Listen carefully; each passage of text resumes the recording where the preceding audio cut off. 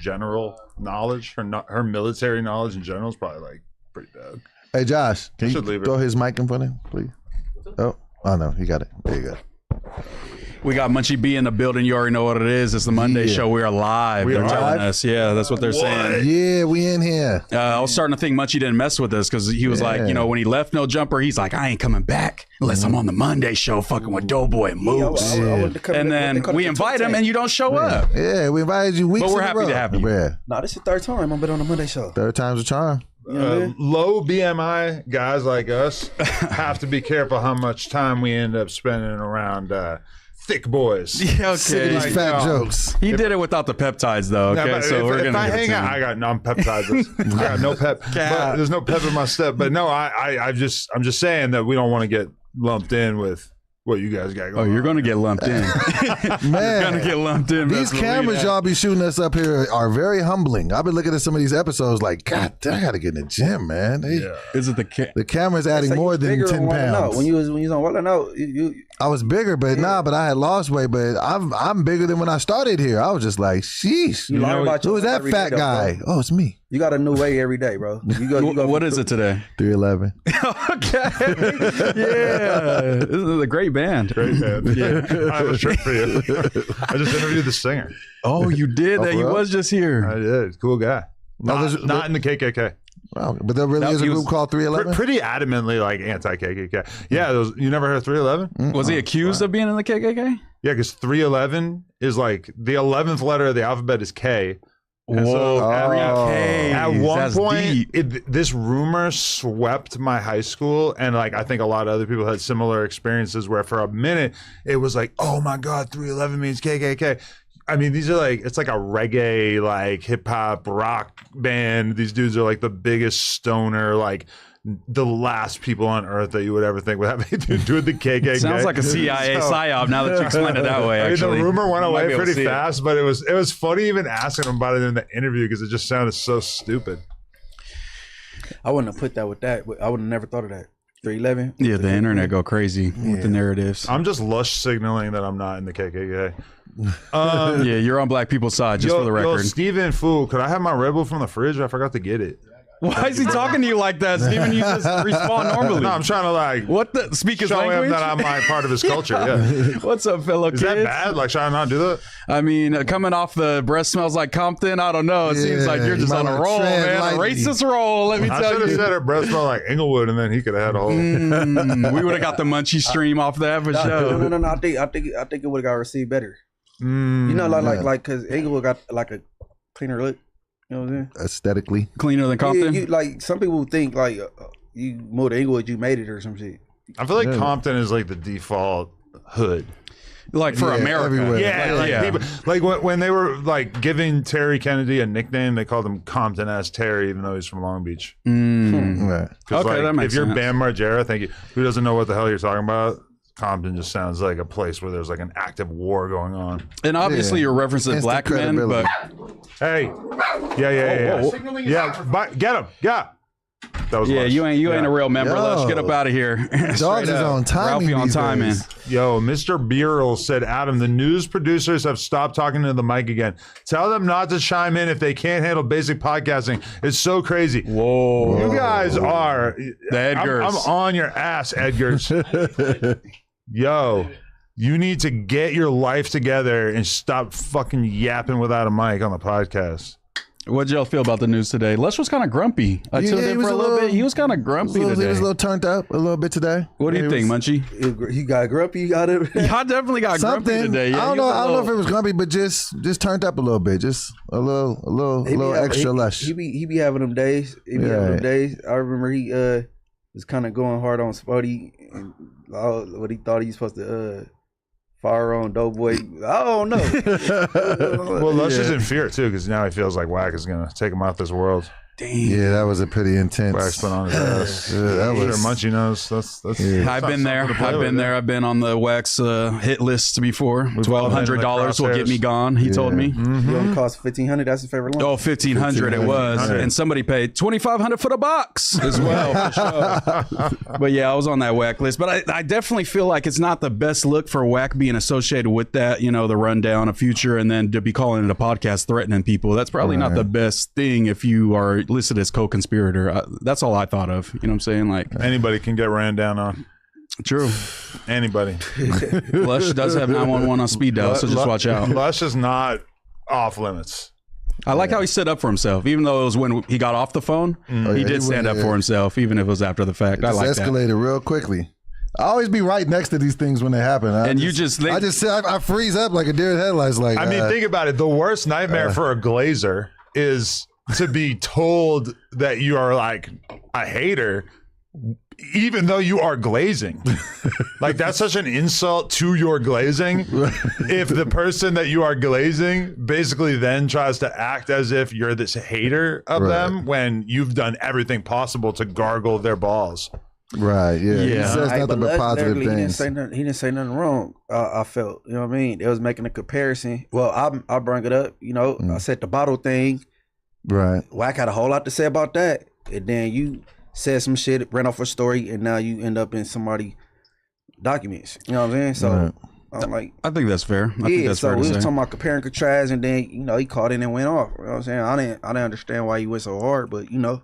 Ricky told me that it was because he said something like in regards to like police shit, but he was quoting someone else. He said, right, yeah, and it got taken out of context. Yeah, it did. I don't think he was trying to say that he was. But also, Wack has done this before, where he calls in and like he went off on Ricky, but it was really kind of like directed to Aunt Hefe. You know, the message, because Aunt Hefe was the one saying kind of what he was saying, Ricky was saying. So there's other people in the room that say the things, and he just wants to get the message, but he kind of picks the person like okay, this is going to be at Lush today, but it's just the message is getting out there. Will you say the quiet part out loud and say that you think that is cowardly? Yeah, it seems like he's picking the weakest target in the room. If we're going for Ricky, me, now Lush, I would say that it's like the non-street guys. It's like one of my favorite things to pick out on a podcast, because like I remember there was one time when me, Lush, and Suspect were all on together, Free Suspect, and Lush called him Antoine Dodson. He like just said it, and like I don't think anybody had ever said it to Suspect yet at that point. And Suspect gets super mad, or actually no way, I think I said it first, and then Lush laughed, and then he got so mad at Lush and was roasting Lush, just destroying him, but he didn't say anything to me. And at a certain point I had to be like, well, I mean, I'm the one who said it, man. I kicked this whole thing off. But it was, you know, I'm not saying that like Suspect is a pussy or anything, but sometimes the allure of picking on Lush is just so strong that you'll actually forget about your original target. Yeah, so when it's too blatant, it's like, come on, guys, what are we doing? It's Lush Bully Day again, you know? Yeah, it just sucks to see it. It's tough to watch it. I was just sitting there like, this is a tough watch. Why didn't you stand up to him and say, Whack, you're my friend, but stop talking about my friend Lush like that. I'm trying to mind my business, man. That's your job as a friend. Nah, man, but I mean, I just be trying to just stay neutral in things, and just if they have something they want to hash out, let them hash it out. All right. If Lush is gonna get stomped out, then that's it. You was supposed to roll with Sacramento. You was supposed to back Moose up and pack Whack out, bro. I retired that. It's hometown, bro. Right. He been living in LA 20 years. I guess he forgot where he came from. It's all good. Nah, but it was just, you know, when you get, you know how it is. When you got two people you cool with, and they getting into it, you just back up and let them handle their thing. That's all it was. But you know, Moose, my guy, he knows that. Yeah, I fuck with Doughboy. I'm just messing with him. He in Sacramento. That's pussy shit. You got to like be objective, figure out who's in the right, and then get involved. Even when it's amongst two friends. Yeah, and then you got to actively be part of making it worse. Double or fixing it. But you got to make it worse before you can fix it, because that's bad content. You said what? How much? You don't back not friends, bro. I mean, you had me under the impression that y'all knew each other for years. No, right? we knew each other through the industry. We had bumped into each other at some events multiple times. We had bumped into each other. I would have considered him a friend. He knew Wack. Wack didn't know him. He had to be reminded when I meet somebody of and we shake hands and we have a conversation, I feel like, okay, I know you. I mean, I'm not saying we're the best of friends and we go back 30 years. I'm saying, oh yeah, I know the guy. You had me under the impression you had a report, like. Well, because I bumped into him a lot of times with Nick Cannon with the Wildin' Out thing. Like, because Nick Cannon used to have a late night show and I used to do the warm up there. He used to be there at this spot that we used to shoot it at. So every time I see him, it was just nothing but just cool energy. So I think that'll make me look fake. And then when I get on the platform, because I have a show with him, that I'm just like, oh, then I'm going at him. That just puts me in a compromised position. You don't gotta go at him. You just gotta stand on something, Doughboy. I be standing on shit. You be thinking I don't be standing on shit. I'm one of the most standing on shit people out here. No, he stood on shit. He just stood on Wack's side against me. So he did stand on something. It's okay. I wasn't against you. It's all right, Doughboy. It's the water under the bridge. Anything to avoid conflict. Yeah, water under that yellow bridge in Sacramento. I'll be trying to work on it. Did you spend another weekend in your room under the blankets crying? No, that's good. I got a tattoo. Yeah, I did. I saw that. That is gangster. The world is yours. And Damn. in the group chat, notably, as soon as Doughboy sends this, I immediately respond with an AI version that says, "Can I hit that?" And then Michael kind of like one-ups me by doing it and writing, "I got my dick back." I got my dick back. Was Can't win fire. for losing. Yeah, the group chat's been fire lately. I'm not gonna lie. My first hand tattoo. It stung a little bit. The world is mine. Oh, but I have a confession, guys. Uh-oh. Slipped off the wagon a little bit yesterday. Slip off the wagon. And it was just so like second nature because I was getting the tattoo and somebody really just passed me and I was just like, I was halfway through it like, what the fuck? So, but I didn't like get drunk. I just finished my drink and then I had like a beer. How could you? I chilled. But There's yeah. kids that look up to you. I know, man. I feel like I let myself down. But you know how it is, like when you're just at a party and you're getting a tattoo on your hand of a globe and then it's just like, oh yeah. A globe. Margarita. Yeah. Okay. Hey, hold on. Two things. All right. You keep saying I said what? Cindy Starr. What? I said she what? Is she bad?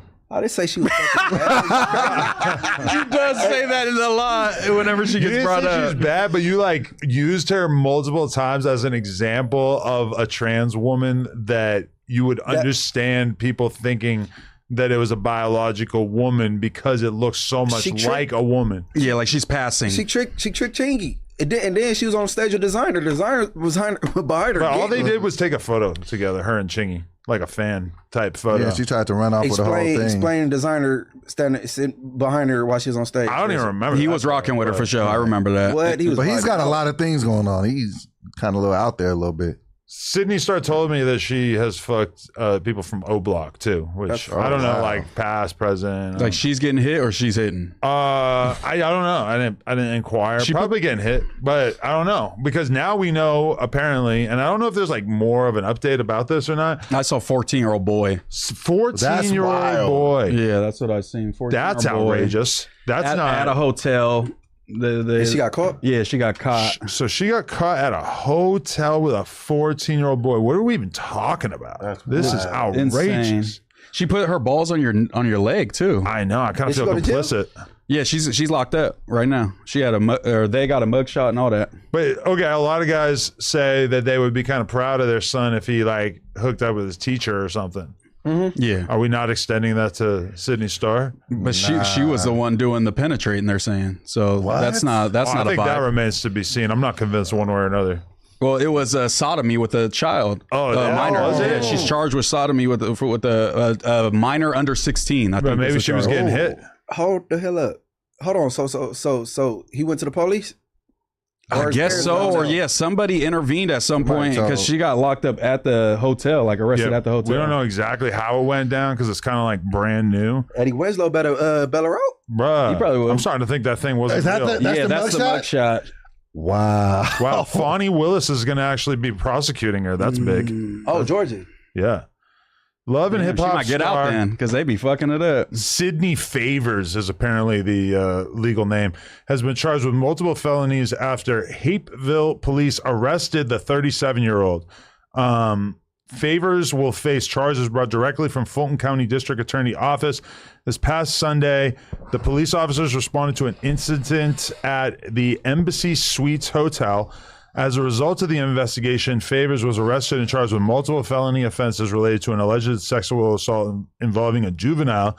According to jail records, Favors has been charged with sexual battery against a child under 16, aggravated child molestation, and sodomy. So that's like forceful, right? I don't know what makes it what makes aggravated. Like, was there blood? Was there like they were angry when they did she have a mad look on her face? Yeah. Damn, bro. Like, what? It's not funny. Don't laugh about the situation. That's messed up.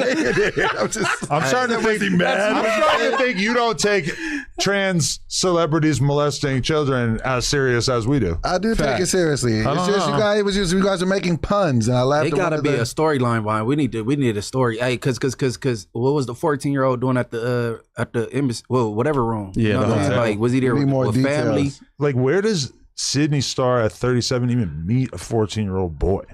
Yeah, like did they meet? And she still goes to men's prison though, right? She still, even the trans thing don't matter at that point, right? Listen, I don't know. No, they got a thing between their legs. They're going to the guy jail. Yeah, okay. Bro, I haven't looked at Twitter in a couple hours, but I really can't wait for all the like conservative voices to like gang up on Sydney Starr, because this is like the perfect story for them. It hasn't crossed over yet either. I just see it in like the the black hip hop media, but as soon as it hits the right wingers, they're gonna have Trump might run this up. I'm not gonna lie.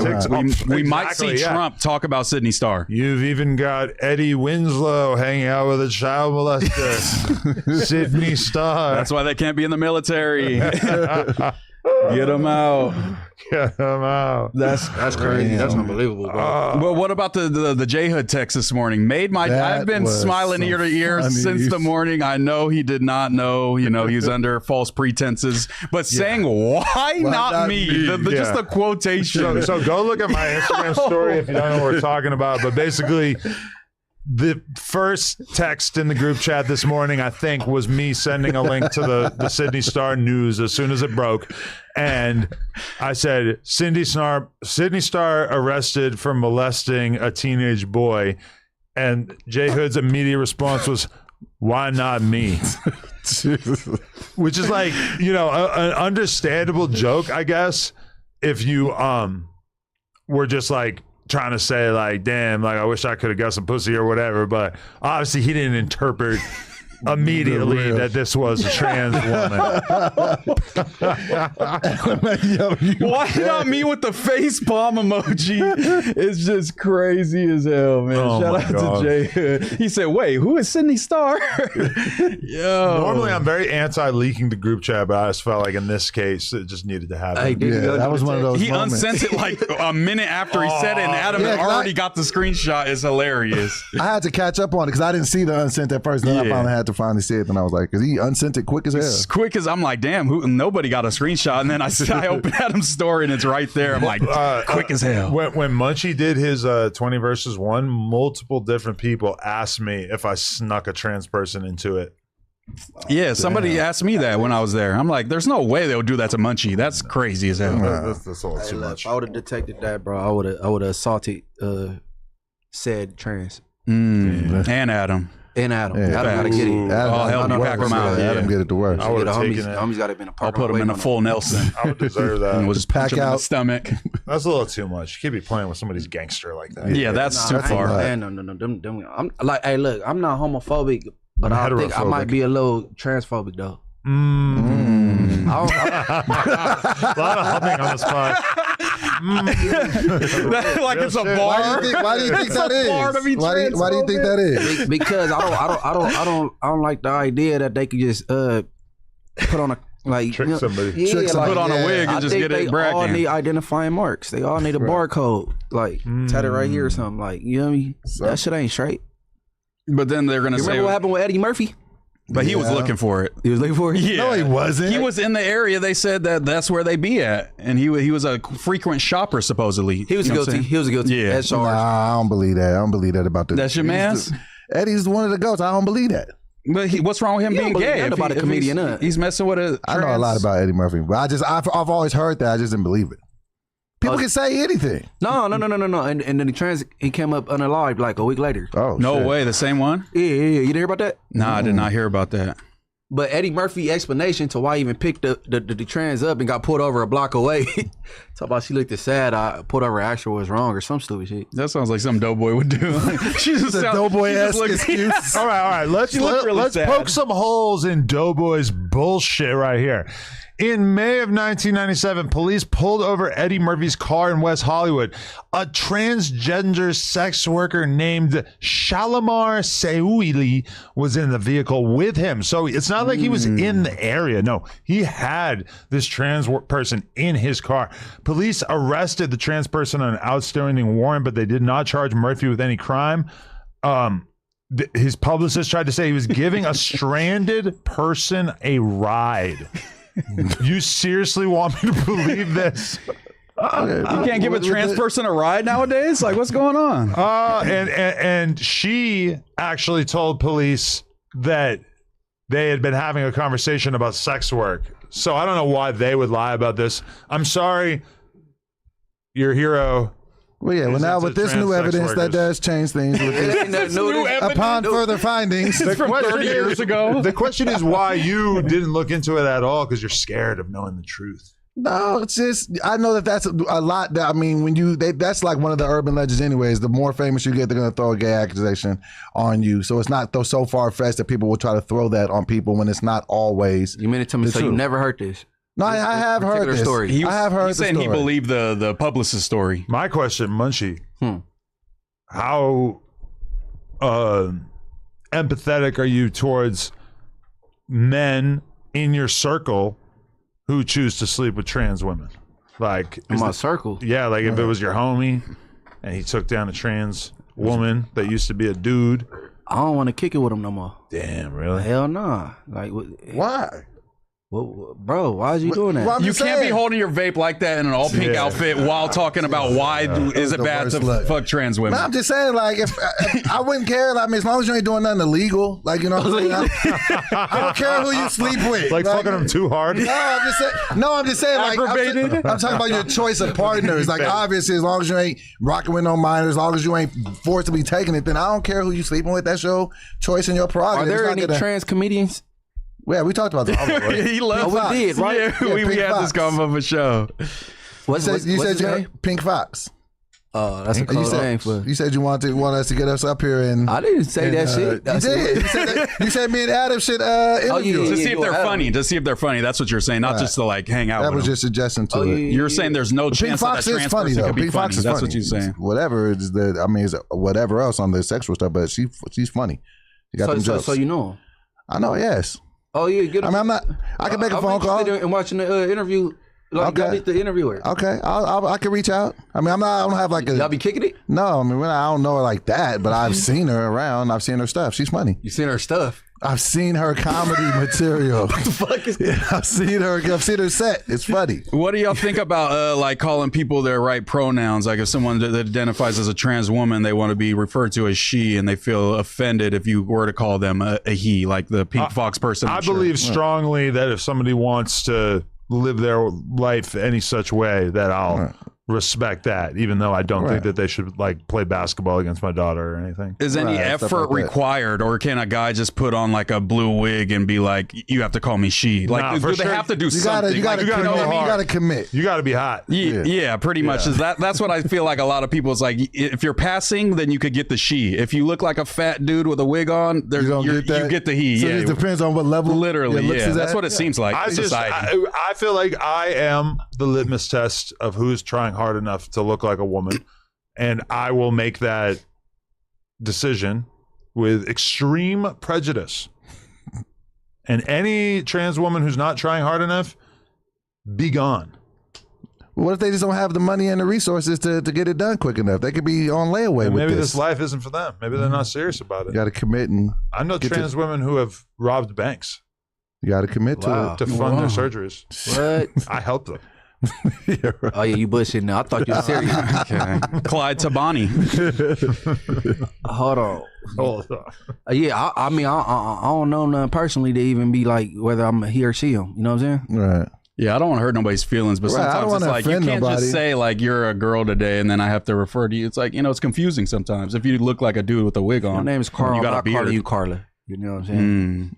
I know a dude who started like wearing like kind of like girls' clothes. I don't even think that they got on hormones, and they asked me if they could be on Plug Talk. I know. And do what? Have sex with me Bust and my it wife. down. Yeah. A trans wanted to get down with you? Yeah. And it's like, I knew this dude to be like a dude like until like 2 years ago.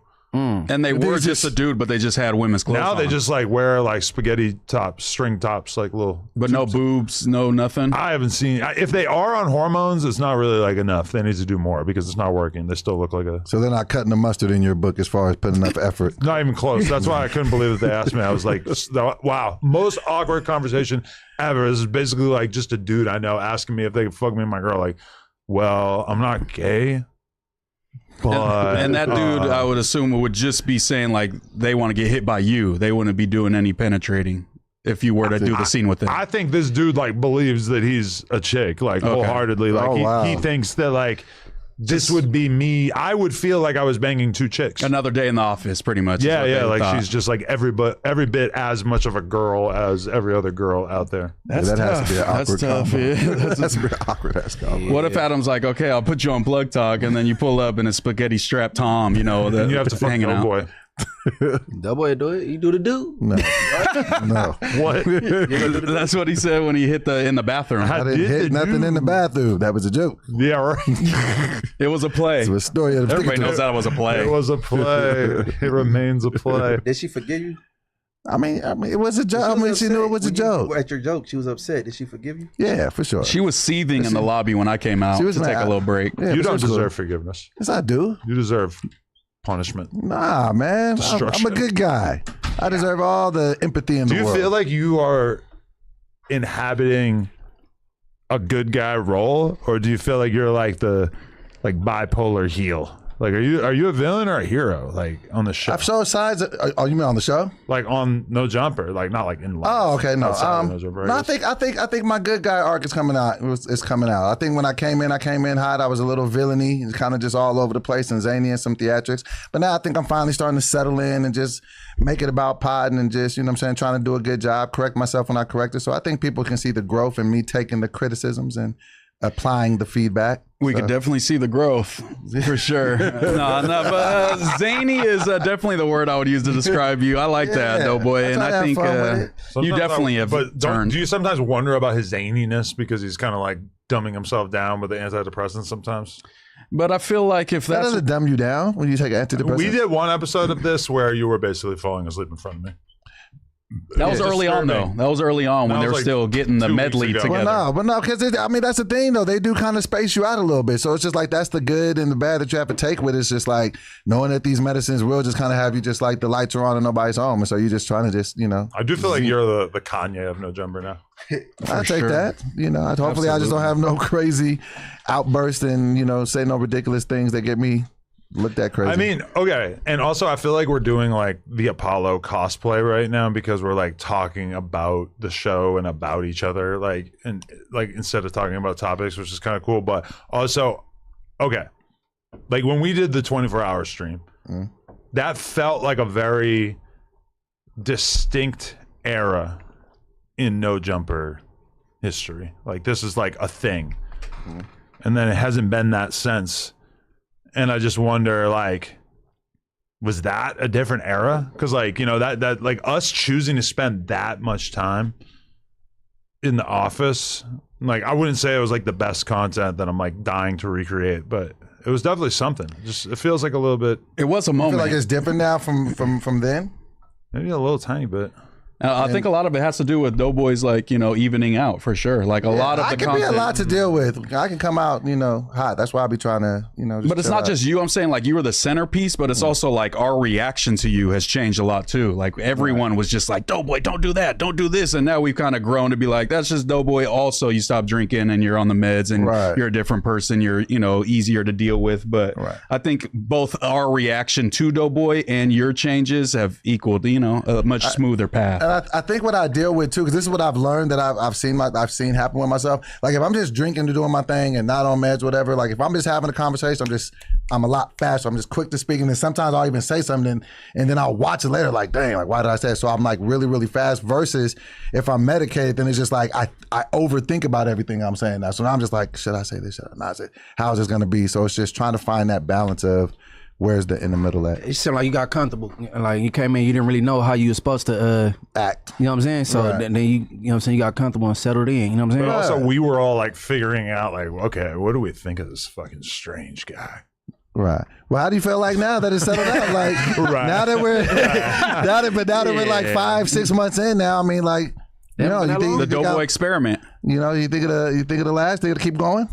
I mean, you're lucky, I think, that this is a time in No Jumper history where, like, you know, we don't have like that many like really blockbuster stars. Right. So I think that's good for your role. But and I'm not gonna lie, like sometimes I go through phases where I'm just like, I'll just see a clip of you and I'll just be like, what the fuck is wrong with this guy? What do you mean? And then other times I like think you're like a good guy. But what do I be saying to make you feel like what the fuck? I mean, the most recent time was probably when you like didn't know that there was racism outside the United States. That was fire, though. Stood That out was to me a so lot. fire. I was like, wow. I like mean, I knew that what an uncultured swine. That's kind of how that made me Quite feel. an But it wasn't that I didn't anomaly. know. I just didn't know to what level. I didn't know it was as bad, and you know. Yeah. And that's just, you know, kind of, I need to travel more. I need to get out and move around and see the Travel. world. History. You didn't go to class, nigga? Yeah, I mean, I did, but I just didn't know it was that. I thought like this was like the mecca of it, like as far as like when it got bad and when it, you know what I mean? Like The mecca of racism. Mecca of That's racism. why I fire. thought that this was That's like- why we live here. so now. But no, I mean, I don't be meaning to say shit to make you be like, God damn, this nigga's all over the place. So I guess know. I'll work on it. I'm not even gonna try. Hey, I know I said it in the It's all chat. natural. Hey, but Moose, man, I gotta give you flowers. Hey, you out of all the No Jumper hosts that went over there on Back on Fig, you went over there and you came with an agenda. It sounded like. I for sure do. I go everywhere with an agenda, you know, Munchie. That's just kind of, I'm the agenda guy. No, you Antifa. did that. You did that. Yeah, I appreciate that, man. I just know, like, I know the environments that I'm going into. So it's like, I'm not going to be caught off guard because I got the narratives ready for you, just like you got the narratives ready for me. So you better be ready when I Do pull you up agree on your with my pod. analysis that I think that you were saying the things that T-Rail wishes that he could say to Smack? Yeah, but I feel like he does say it, and that's why I felt comfortable saying it. Like T-Rail set the precedent of calling Smack dirty. Smack was correct, and you know that. I don't think he should have been upset, but I get it. It was kind of like the Doughboy Spody thing. Like Doughboy wasn't tripping in the moment, but then his daughter sees it. It was the same thing. Smack wasn't tripping in the moment. We had a great conversation afterwards. We were cool.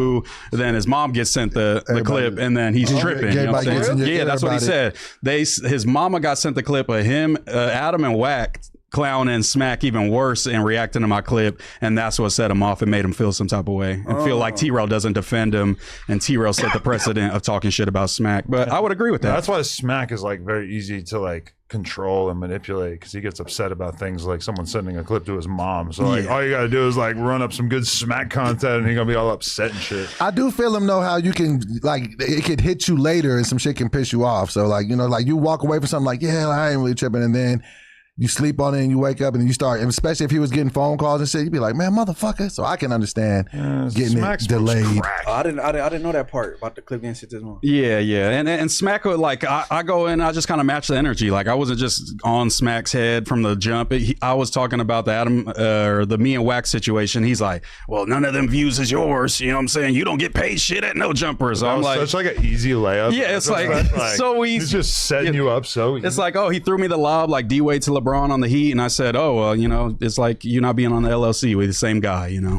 Hey, I'm but just see, like you, people buddy. forget, you already a debater. Yeah, right? yeah. And then- I'm a and then masturbator you got- for and then- sure. And then you got the shit talking aspect. You know what I'm saying? So your rebuttals be kind of fast. You know what I'm saying? Yeah, So if you yeah. ain't, you know what I'm saying, quick draw McGraw, you gotta leave it alone. You know, niggas be too slow. with their Yeah, they be responses. super. It's the Yeah, I base get is it. up there. I'm good at talking shit, so I understand people want to beat me up a lot just because I'm kind of outwit them sometimes, and they don't have a rebuttal. So it's like I'm a punch on you. You know, that's what it leads to. Munchie, I don't want to tell you anything that's going to upset you or anything, but I just loaded up YouTube, and the most recent video on Too Gangsta for YouTube is it has Travis Ford as the thumbnail, and it says Main Street Crip pulls up to Darby Park to fight Munchie B. Oh my god. That's what that is a thing. How many hours is that? It's been out there 47 minutes. Do you want to watch this?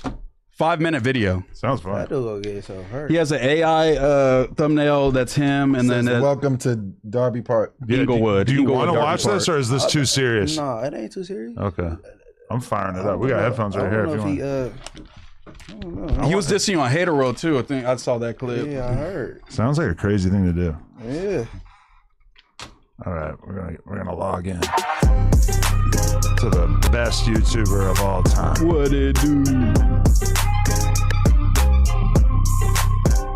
Now this is content, baby. What it do, YouTube? What it do? Salute to Haters World for the content. So Travis Ford used to beef with Munchie in the past, but everything died out. They haven't said anything about each other in a long time. So my question is this: what started everything back up again? Something definitely happened between these two. My guess is they probably crossed paths in the streets. It's because Travis lives in Inglewood. Maybe they caught him slipping and packed him out. But something definitely happened for him to go this hard on Munchie B. Bro, can I say something, y'all? This is him on Hater World.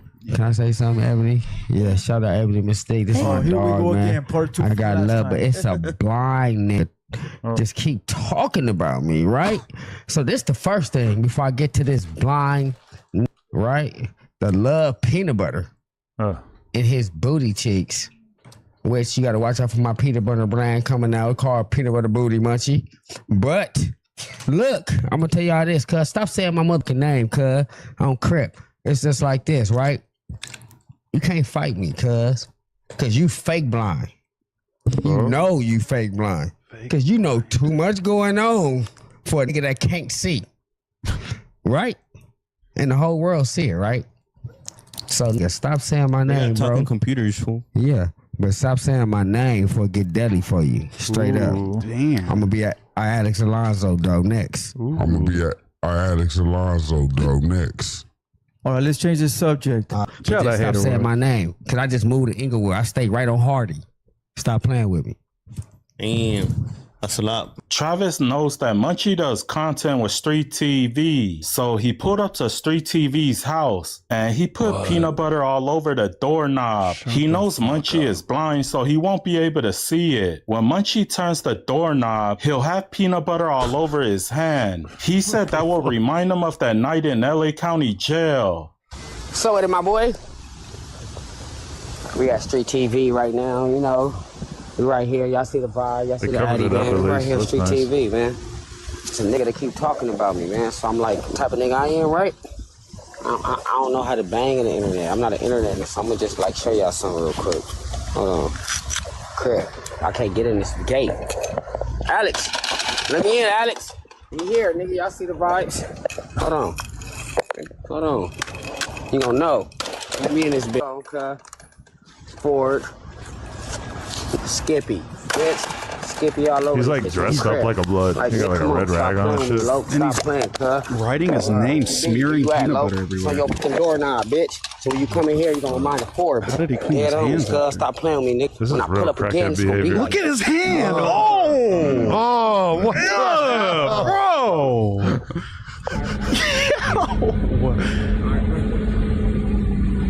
Yo, Travis Ford is crazy. He got the spit Zikes on too.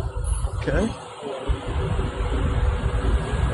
I used to know dudes downtown in Skid Row that showed this. That's what this looks like. Why is he smearing it on the ground? This could start a food fight. He don't wear no. He don't got a glove or something. Spider-Loc let Travis know that he's playing with the wrong one. Alex ain't nothing to play with. If you step onto his property, he might clap you up. He said Alex grew up in these LA streets. Some will say he used to have affiliation with the Rolling 20s blood. Outside, he might appear to be a nerd, but on the inside, he still got it. There's something you just can't get rid of. He's still down to fight. I still remember when he called Whack out for the fade. But I remember him trying to get up to No Jumper with the cake. It's Spider-Loc look kind of sexy right here. Peaceful, respectful up there, right? But now He does look like a Another member of Pretty building I'm Ricky familiar here. with, YN. Street TV. He done put the building on blast, the address on blast, going over there pretending to put some peanut butter on somebody's ass. Oh, Bob, I know. See, people don't really know Alex character. What is Look that? at Alex, how intelligent he is and how well he speaks. Soundbite. And they think that Alex is a different type of individual. I personally would like to inform people that Alex is really not the type of person you want to play with in this fashion. Okay. He is also equipped with the tactics that are not friendly with the law. You got to remember, Alex was raised out here from a very young age and is a lot more familiar with the elements of evil in these streets than y'all might think. Wow. The plot thickens. Hey, Yo, the Munchie, you have to slide. I'm sorry. I hate to break it to you, but you gotta slide. the peanut butter hands is crazy. That was bro. wild. You don't live in Inglewood, bro. You live in Long Beach, bro. Hey, you use a bus. You use a snitch that didn't come around for years, bro. I know Tiny Hand, Lil Ace, whatever name you try to go by, bro. He's a busher, bro. I mean, hey, we'll see what's up. Let's see what's up. Damn. The nigga was begging me to interview him for years, bro. Like, you know what I'm saying? Do you think Alex is gonna be like furious? Probably so, yeah. Hell yeah. Yeah, Spider know what he talking about. But see, he go get himself hurt though. That's all. You know what I'm saying? I'm just leave it there because everything I say get taken literal on these podcasts. So yeah, man. You're not saying that you are gonna get him hurt. You're saying somebody I'm saying would he react to that. He go get himself hurt. Right. Like the way he's talking. Right. Yeah.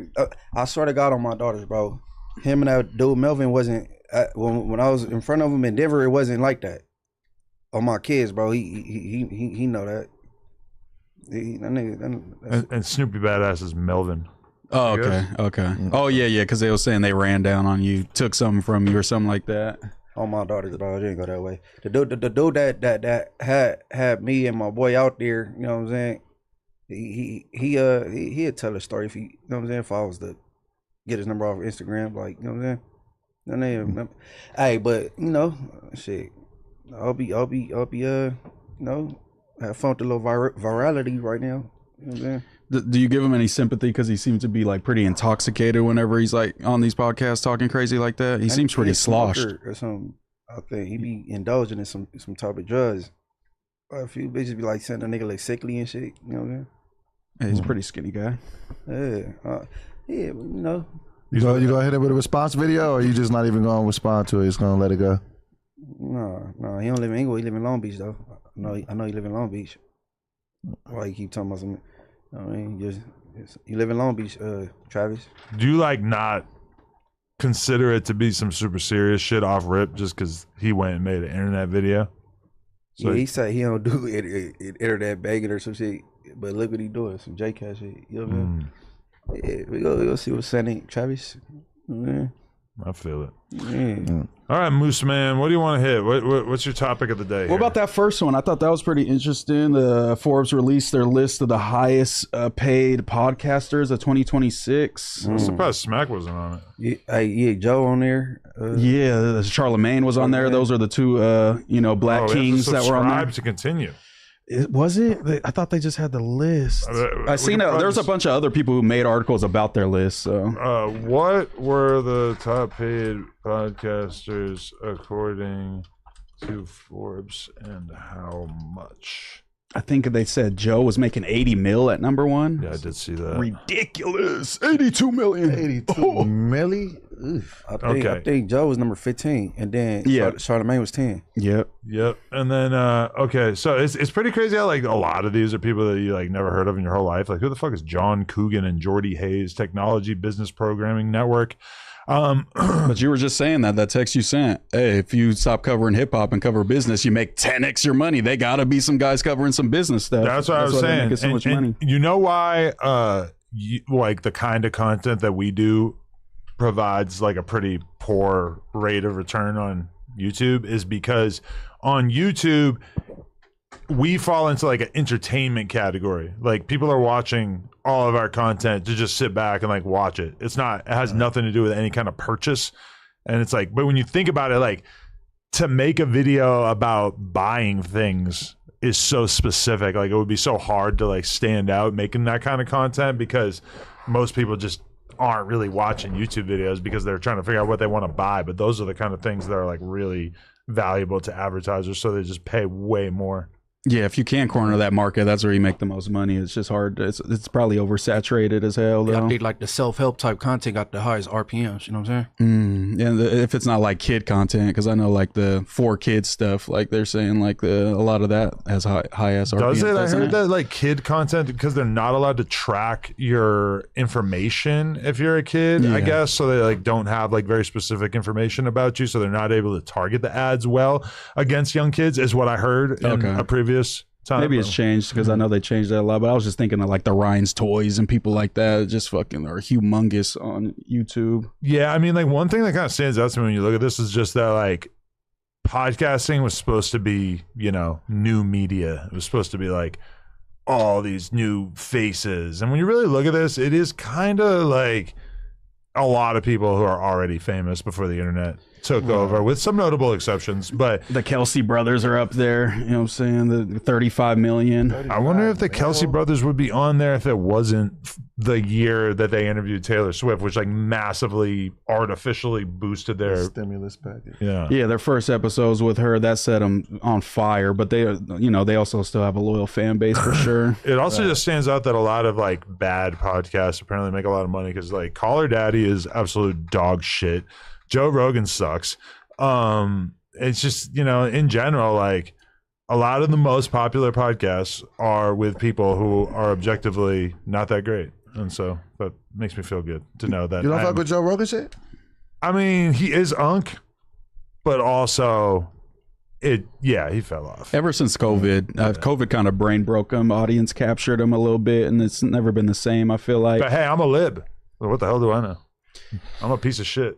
And I feel like Joe and like, you know, Call Her Daddy, they appeal to like pretty normie type people. So I feel like that's the, you know, more people are normies in America than are like niche hip hop, you know, like weird little stories and stuff. So, you know, they're going to garner a larger audience because it's kind of just run of the mill potting, you know what I'm saying? Have you watched any of these? You watch The Diary of a CEO, which I like sometimes see clips going crazy for, which makes me feel like they probably pay clippers to make those clips go crazy. I've seen Pod Save America, never seen, obviously Call Her Daddy. Never seen it? Damn, I watched literally one episode in my life. I've seen a few New Heights. Diary of a CEO. I mean, a CEO. A CEO is just fucking, that's that light-skinned black dude, right? Yes. Isn't he South African or some shit? Yeah. Yeah. Wait, no, British. He's British. Yeah. I don't know. I mean, I guess the thing that stands out, if anything, is that like Charlemagne the God makes $27 million. I mean, I don't want to come off like a hater, but like, how? Right. Like, okay, you have the Breakfast Club. You probably make a couple million a year off the Breakfast Club.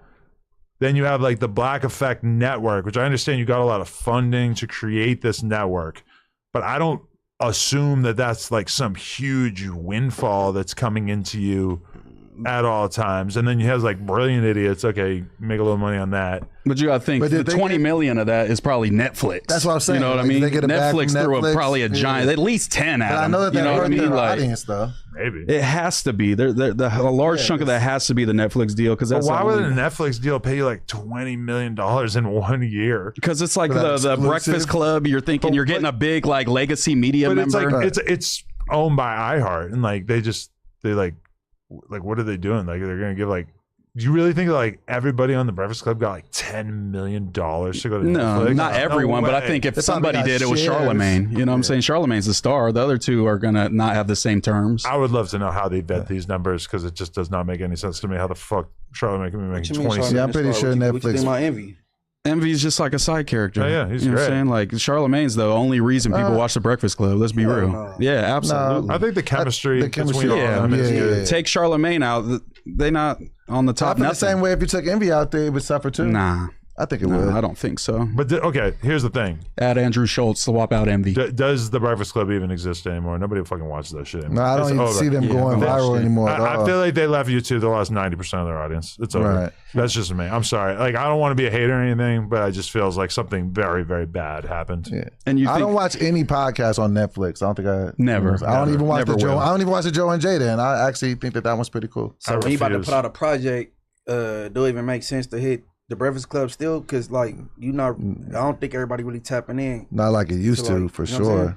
I mean, if you have the opportunity to go to the Breakfast Club, I guess you should probably just do it. You know, why It's not? a good look no matter what. But like, I don't think it has anywhere near the level of relevance that it had even 6 months ago. I think it's been a like dramatic fall off, and they might still be getting some money and everything. But if I had to guess, they are counting the days down until they get to come back to normal platforms. It just seems like such a crazy decision. You would think that they would have known to not do that to go over to Netflix. Like they was going to fuck up the audience because that's like basically like that whole community that gets to interact. I'm not going to lie. I was a lot more optimistic about people watching podcasts on Netflix than what has seemed to actually materialize. It just kind of seemed to me like, oh, everybody has Netflix. People watch podcasts. Maybe they'll watch podcasts on Netflix. And to realize just like how much resistance people have about switching over platforms. And like, I think the other main thing too is just that people watch, like when Joe Rogan went to Spotify, people followed him because people really love Joe Rogan's podcast. And I think if anything, we realized that the Breakfast Club was very, very early to podcasting being like a mainstream thing.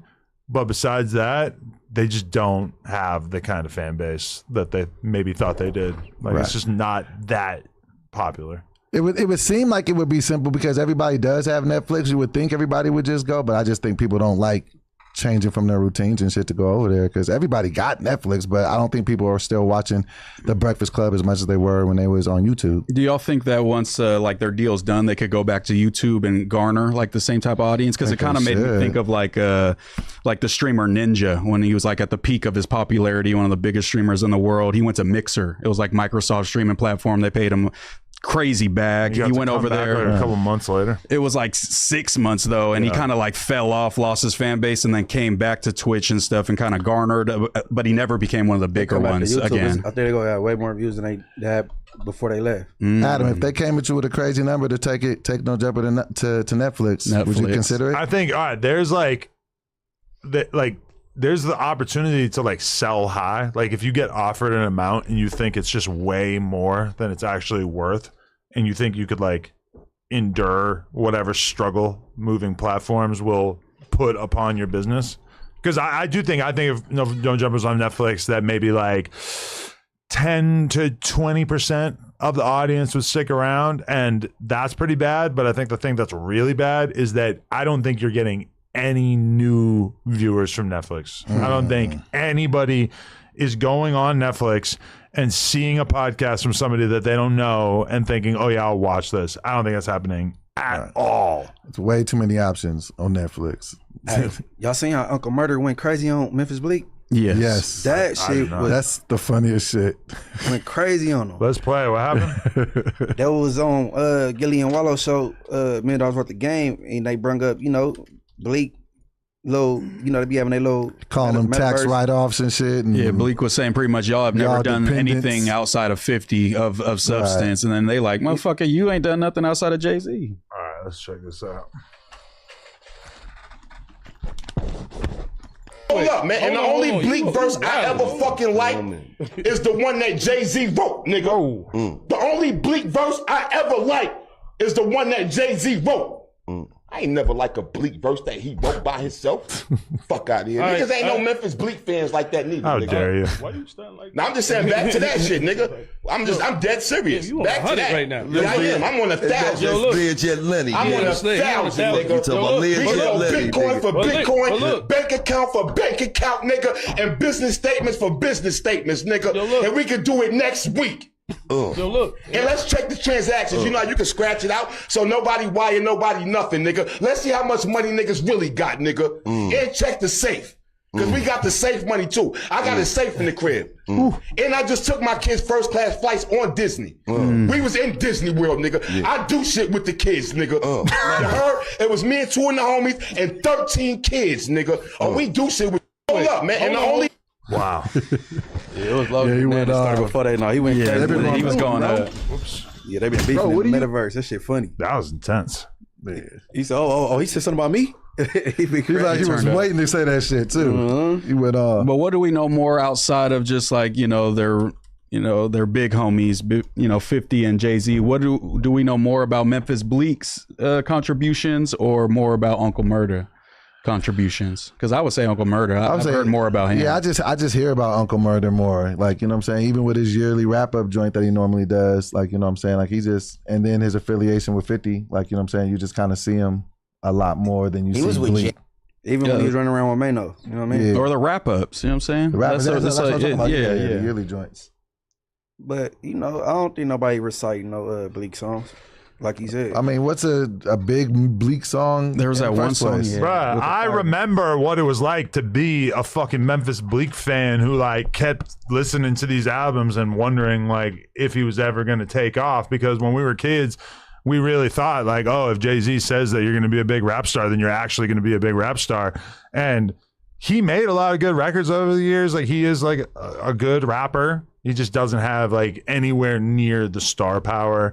And he got a stimulus package to his career, the likes of which absolutely nobody has ever gotten since or will ever get. Like, now people dump money and onto artists that are already having motion. Memphis Bleek was from the ground up, not on shit. And Jay-Z wanted to prove that he could turn this guy into a star. And he actually tried, and not just like one album, like, oh, we're gonna bankroll one album. No, we're gonna bankroll like 7 albums, like a shitload of albums, and none of them ever worked. Like it never went. I've never listened to a Memphis Bleek album in my life. Yeah. Not one time. And you from that side? You from the East Coast originally? No, he's not. No, I'm not. No. Oh, he's talking about him. Yeah, but I'm saying I used to listen to him all the fucking time, and I think he's a really good rapper. But it's just like, He said, no, I'm if not. you don't have any fucking star power, you ain't going. Yeah, go nowhere. He just didn't have it, like, and like Jay. It's weird though, because he's like, when he says that the one song that Jay wrote, he's talking about Memphis Bleek's first song, which was on the Reasonable Coming of Doubt. Age or some shit. Yeah, where he says that Jay tried to put $1,000 in his hand, and Memphis Bleek said, "Nah, I'll ride with you for free." I would have took that 1,000. That's how real life. Yeah, Doughboy would say that to you. Real shit. Nah, 22. I'll ride with you for free. I'll pay you. Yeah. Oh, I'll pay you to ride with you. 1,000 from me. You should have paid to work in those jobs. That way we could never get rid of you. So, but you're taking Memphis over Uncle Murda in the which rapper are we choosing has more accomplishments in the culture? No, I think I'm going Murda. I'm going Uncle Murda. I'm going Murda. Just based on he brings us at least one quality record a year. I can't say the same for Bleek. I wouldn't say quality record, quality piece of content, I would say. Right. It's basically like a podcast. Yeah. So, like, but I mean, I don't know. Like, to me, Memphis Bleek was like on paper is like more successful, or was like more of a rap star than Uncle Murda. But at the same time, it's like Memphis Bleek had his whole career funded by Jay-Z in a way that was just like so disproportionate to like everybody else who came out around that time. Everybody else, like, think about the Lox. The Lox put out an album, it sold like 500,000 like the first week, and then Bad Boys shelved him. Memphis Bleek kept coming out not selling shit. Would it be safe to say though? They kept doing it. Would it be safe to say that the Jay-Z stimulus package never outside of Kanye West? Because I feel like none of the artists that he ever really put out like ever really kind of lived up to the, even if you go like to the State Property cast, like none of the people that he put his like major cosign on like ever went on to like do really. Kanye West. I said outside of Kanye. Okay. I said it. Outside of Kanye. I mean, great rappers. Right. Like State Property was amazing. Freeway was amazing. Beanie Sigel was amazing. Like, he had a lot of dope artists, but did they turn into like big commercial successes? I mean, not really.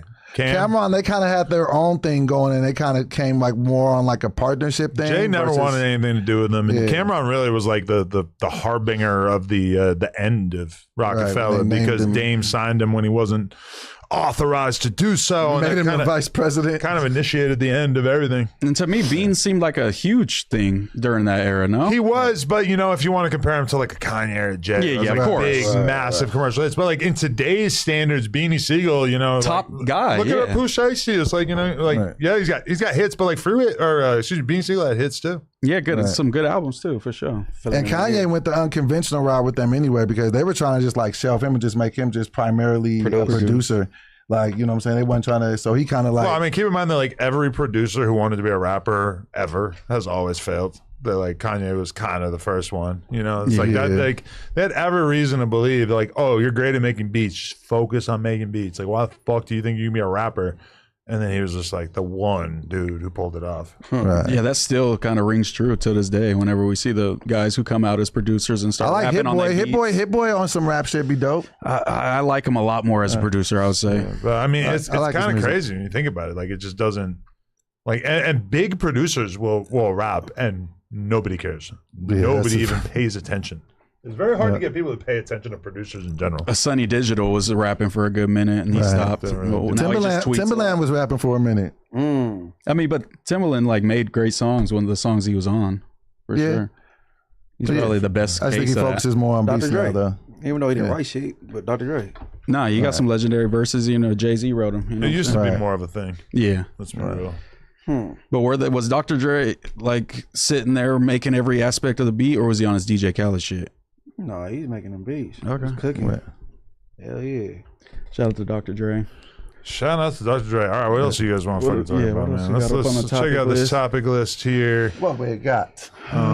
We also had that the national anthem that was crazy. Oh, the Jonah Hill one's good. All the a couple of these. Yo, This kind of goes along with your Danny argument, but this dude, we got to check this okay, out. so he's I a fake didn't demon. actually hear him say this. This is Jonah Hill, super bad, Fake demon. fake demon. Jonah Hill, I can never really hate on him because we had a conversation for like 10 minutes one time, and I'm just like that much of a celebrity glazer that I just gotta like. You're like Lush with gangsters, Brazilian but with celebrities. Yeah, but my fucking headphones are not That's what working, gangsters so do. that's the problem for me. Lush Check, loves the check, glazer check, gangster. check, check, check, check. Can't even see where I'm supposed to go to address this. Somewhere in there, it's just not connected. Check. There it is. Thank you. Megady Mike. All right, Jonah Hill speaks on his jujitsu skills. I love, except my body is begging me to not love it. 42 isn't, my wife is often like, you're not going to become like a professional fighter. You know that, right? Like you're a comedian. Like, But let me ask you something. Yeah. If we got into it, I would fuck you up. You'd fuck me up. I would fuck all But three truly, of you up. Yeah. right? 'Cause- And that's the best part. My favorite thing is people are like, oh, Jonah Hill, fucking fat guy from Superbad. And I'm like, I would fucking annihilate you. Oh my god! I'm not kidding. every dude. fight Try it. If you see me, try it. Dude. And every like, fight ends up on the ground. Bring it. Who's got it? I will, unless you are way bigger than me, I have like a fucking fuck around and find out. I love Brazilian Jiu-Jitsu. And by that statement, what belt would you guys think Jonah Hill had? The way he's talking about like that. Just guess. At least like brown. At least brown is crazy. Like, at least purple though. Dude's a blue belt. Oh, come on. That's like the that means the second one. He's in his like first couple of years. He goes white and then you go blue. He really means that shit though about like people objectifying him about his size. He really don't like that shit. Like Yeah. a lot of big people that lose weight, like they don't. That's the They don't fuck with contradiction that. of Jonah Hill, and like Patrick CC did a crazy good documentary about him at one point. But basically, like everybody wanted to treat him like this goofy, fat joke of a human being, like a Chris Farley or some shit. And instead, he takes himself super seriously. And the end result is that he's just kind of constantly in conflict with like his public persona because everybody else wants to treat him like something that he personally rejects. Yeah, it sucks because even like as a big comedian, you'll start to feel like you lose your fastball if you lose weight. Like a lot of comedians feel like that. Like if I lose weight, that's the shit that's funny about me, or you know what I'm saying. You see it a lot. Like, you know what I'm saying? Motherfucker the general public don't like perceive people as funny once they lose weight, which is crazy because you would think you would want us to lose weight and add years to our lives. But that's what's weird about it too, is that like with you, it's kind of like an uncanny valley type thing where when you look at you, you're like, is he fat? Is he not fat? Is he a dude? Is he a chick? Is he bisexual? Like, I don't know. It's like something like it's hard to like figure out what's going on with you. If you see me when I was a lot bigger, you'd understand that I'm smaller. But then there's other videos where I'm smaller than I am now. So you're like, Doughboy, you took your foot off the gas. So yeah, I'm just trying to find that perfect Potter diet. No, fool. He only does that here. No, he's off that. Yeah, he did that. That's not a thing. That one I do. time, but that's not me. You know, the Potter Ranger. Nah, I couldn't be. I'm far too addictive of a personality. You're dressed like a Powder Ranger today. I'll be honest. Nah, man, this Powder fit is Ranger. flames. No, right? I'm not saying it's not fire. I'm just saying you might do cocaine. Yeah, he got that good faith over fear on. You know about that, Where'd right? you get that faith over fear? Burlington. FOF, man. Come on. You know what it is. Hit the Burlington. Get Hey, you yourself love you some FOF. Burlington, though. I want them to give me a platinum card so I could just be a brand ambassador. That would be so fire. Go Burlington.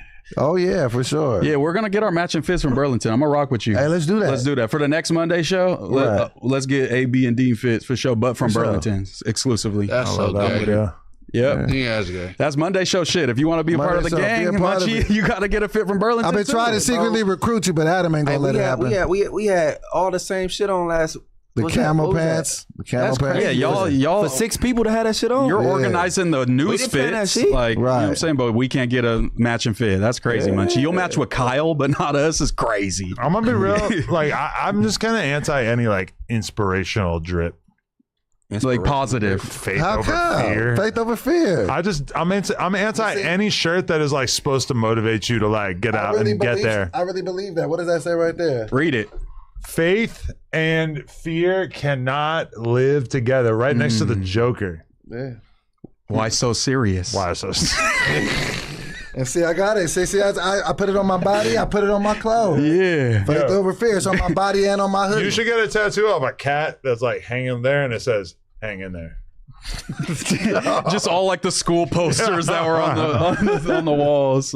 This made me think of the Danny Mullen argument though that we're having. yeah. Adam feels like Danny Mullen could beat up the whole office. What do you think about that, Doe? Can you take Danny Mullen? For the record, I think he's a purple belt in jiu-jitsu. Danny Mullen's definitely choking me out. I'm just saying I don't think if he's he's a just purple dog belt, walking us. You know what I'm saying? If we start What you standing, gonna do with that? He got a belt. you know, I think some of us have a chance. The only people that I think would even be able to give him a chance are like, I think Ann Hefe is probably like our best recruit. The hog. When it comes to people that could like really give him a run for his money. Maybe Whack.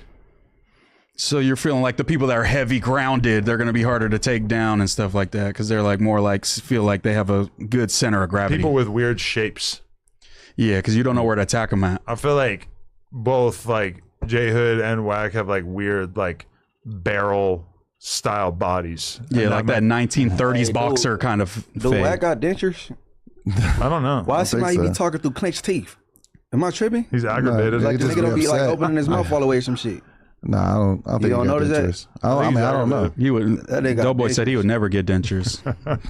Why would Straight never up. do that? Speaking of fighting, though, you know what the new narrative on the street is, right? What? That I ducked it on purpose because you left the Spody Face event. Well, I mean, you did like immediately say, "Yeah, I'm not doing In it." camaraderie with You you. seem like you were dying to get out of it. 25 seconds after the Adam text came in, he's like, "Hey Adam, just want to let you know I'm I mean, rocking with you, my I mean, boy. I'm not I- fighting Spody out of respect for you. Just know that I would never do They that." calling me a sellout and everything, man. I'm like, nah, man. I'm just being a team player. Like I wouldn't have had that gig if it wasn't for No Jumper. So what I look like being like, oh, they disrespected you. I'ma just It's still go just get pretty the funny bag. that you like immediately, as soon as you saw an off ramp, you're like, "Boom, I'm out of here." That was so funny. I mean, I molded over for a minute because I definitely still want to get in the ring. I hope we get a new promoter, but and so yeah. Spody Face is mad. That's what people were telling me. Damn. I hope he's not, but I mean, we can still get down. We just gotta get new promotion because I didn't like the 10-minute round thing Yeah, that's anyway. crazy. 10 minutes. Even the people that was training me, it was just like, bro, like I got professional fighters that probably couldn't do a 10-minute round. Like that's a lot. It's not even gonna be entertaining by like the 4th minute. Yeah, I was talking to Vel, and Vel was saying like the back end was a little janky as well. So I'm like, maybe everything's meant to be. Lush was saying the same thing. He was hitting them up saying, "Hey, you guys told me this, and you're posting all these flyers," and they were kind of being like, "Oh, we got you later." So it seemed like it wasn't a bullet little we shaky dodged. warrior. Yeah. 10 minutes is crazy. 10 minutes is That sounds excessive for a squabble. Squabbles usually be like a minute, 90 seconds? But max? you about to give him 10 minutes of hell, huh? Oh, man. Straight up. You see me training? Oh, What God. did He you was think? throwing them you was throwing them things. No, damn right. Were you going to almost pass out every time? Yeah, a little bit. But you was still But I was throwing them. still Like, there if you throwing caught him with that first flurry, he was out of there. You got so lucky. But nah, I'm not lucky because we can still do it. I ain't ducking nada. It's for la raza. He is Mexican. And I'm still looking for a female reina. Palabra. So you don't know What the Spanish. fuck was that? You guys have like a little. Orale. Come on, Carnal. What the fuck was that? That was so weird. This is the Mexican podcast of No Yeah. Jumper, me and Doughboy. You know. And Munchie's an honorary Mexican. Hell no, he hates me. We'll forgive you for those old tweets. We still like you, Munchie, don't worry. And you saying we have little pitos, that's okay too. I understand. Hey, why were they really mad about the little pito? They went crazy. They were hitting me like, how can you sit next to Munchie? He said you have a little pito. It's like, bro, I don't care if Munchie thinks I have a little pito. Like, it's so serious. I felt like you was just shooting jokes. Like, he said was. some crazy shit, so you said some things that were much lighter than what was said in, what you were responding to, I would feel like. But they're gonna say, I simp for the, the black people, so it's all good, Yeah. I got love. I got love for all my folks. Hey, for them to take it so serious about the little pito thing, bro. What are that? Yeah, it makes us seem like Hit we do dog, have go little holler. pitos when you guys get mad. Like, just play it off like, Right. man, I ain't got no little. But when you're like, no, I don't. It's like, bro, son you of a- definitely have a small dick then. Like, if you react that I way. mean, you are the same people that invented Latinx. I'm not the same people. I denounced Mexican Latinx. people in general, they invented Latinx. No. This is the same, like, What is Latin? I don't know. It what was that like is. the gender fluid version of like Latina and Latino. Oh, okay. So if Nobody you're trans, you're Latinx. Nobody used that shit. Got it. 99% of Mexicans or Latinos have never used Latinx. Hell no, I heard promise. Swifty Blue saying that shit. Hey, so what percentage in the adult porn industry is male Hispanics? Very small percentage. There's a couple, but We look down on sex work. It's not because we have little pitos, okay? We No Mexicans. we no, feel like we have no more- overweight men. We're Catholics. We can't do porn. Damn elitist society. Doughboy, me telling you not to do porn is the coolest shit that I ever did for you. Like the nicest, most homie thing I ever did. But it's true that you told Lush that he could knock his girl down on the your porn set and stuff, because he's telling us he got Yeah, he said he got confirmation from the higher ups, from the- rubbing it in Doughboy's face. Nobody Yeah. wants to see you fuck. They told me that I'm gonna be able to knock But my Texas Lush- shorty down on cam. I mean, Lush might have like suggested that, and I might have been like, yeah. But like, if I brought that idea to Lena and the Plug Talk team, they would be so like, they would be mad. He wants to do a no jumper. He's been saying that every news episode. Like, Oh, it's yeah, he's coming. been running He'll be with here it. soon. He said it's like, going down Friday, right? Yeah. Like how you guys did for Travis Ford. He thinks he's going to do porn here. Yes. He will never have sex here. Nobody wants Lush's little fucking shrimp dick making any kind of public statement here. He has a chick on a So, hold on. 34-hour So, bus y'all- ride on her way here. Oh wow! 34 hours. 33. You couldn't fly out. I guess not. Apparently she has some legal troubles. Yeah, she's a felon. She so had she's no banned idea from some all airports. I mean, to be fair, Lush has kind of cooled off with like talking about sex all the time. So I guess we do have to give him a little bit of like thank you for that. Right. you think it was our bullying that did it? Yeah. Hey, hold on. So y'all let Bullying Pookie works. from New Jack City get it in up here, but he can't. No, that is Yeah. true. That's a good Because point. Travis Ford is straight crackhead, bro. So he I'm not saying that, but I'm just saying you did let Travis Ford fuck on Okay. camera. I think no Lush should doubt. get one. So No He's doubt. given a lot more to No Jumper than Travis Ford, I would say. well, Travis Ford did bring a cake here. No, one time. yeah. But either way, all I'm saying is that okay. Let's recap that day that Travis Ford had his like porn scene. Okay. He told me that he wanted to make his porn debut on No Jumper, right? And my attitude was kind of like, okay, like, well, if you're seriously going to do porn, we can do an episode for the Patreon where we have you like hang out with the girls and then you like fuck them or whatever. And then when it actually came down to it, he just like brought a dude and had the dude fuck the girls and he didn't do anything. So like, I felt kind of like, He cooked himself, kind of? well, it wasn't even like his girls or anything. It was just like, Wait, was he in the room or he just was behind the scenes? he was kind of like hanging out. Like, I think he was like sitting there, but his dick never came out or anything. That's kind of He didn't even explain it. He just brought somebody else. Like, yeah, so here's the guy. I think he just like thought it was fly. So it's like have his own bull, I'm too fly to fuck. My homie's Yeah. gonna fuck for me. Got that. you know? Fuck that bitch for me, It is five. kind of fly, right?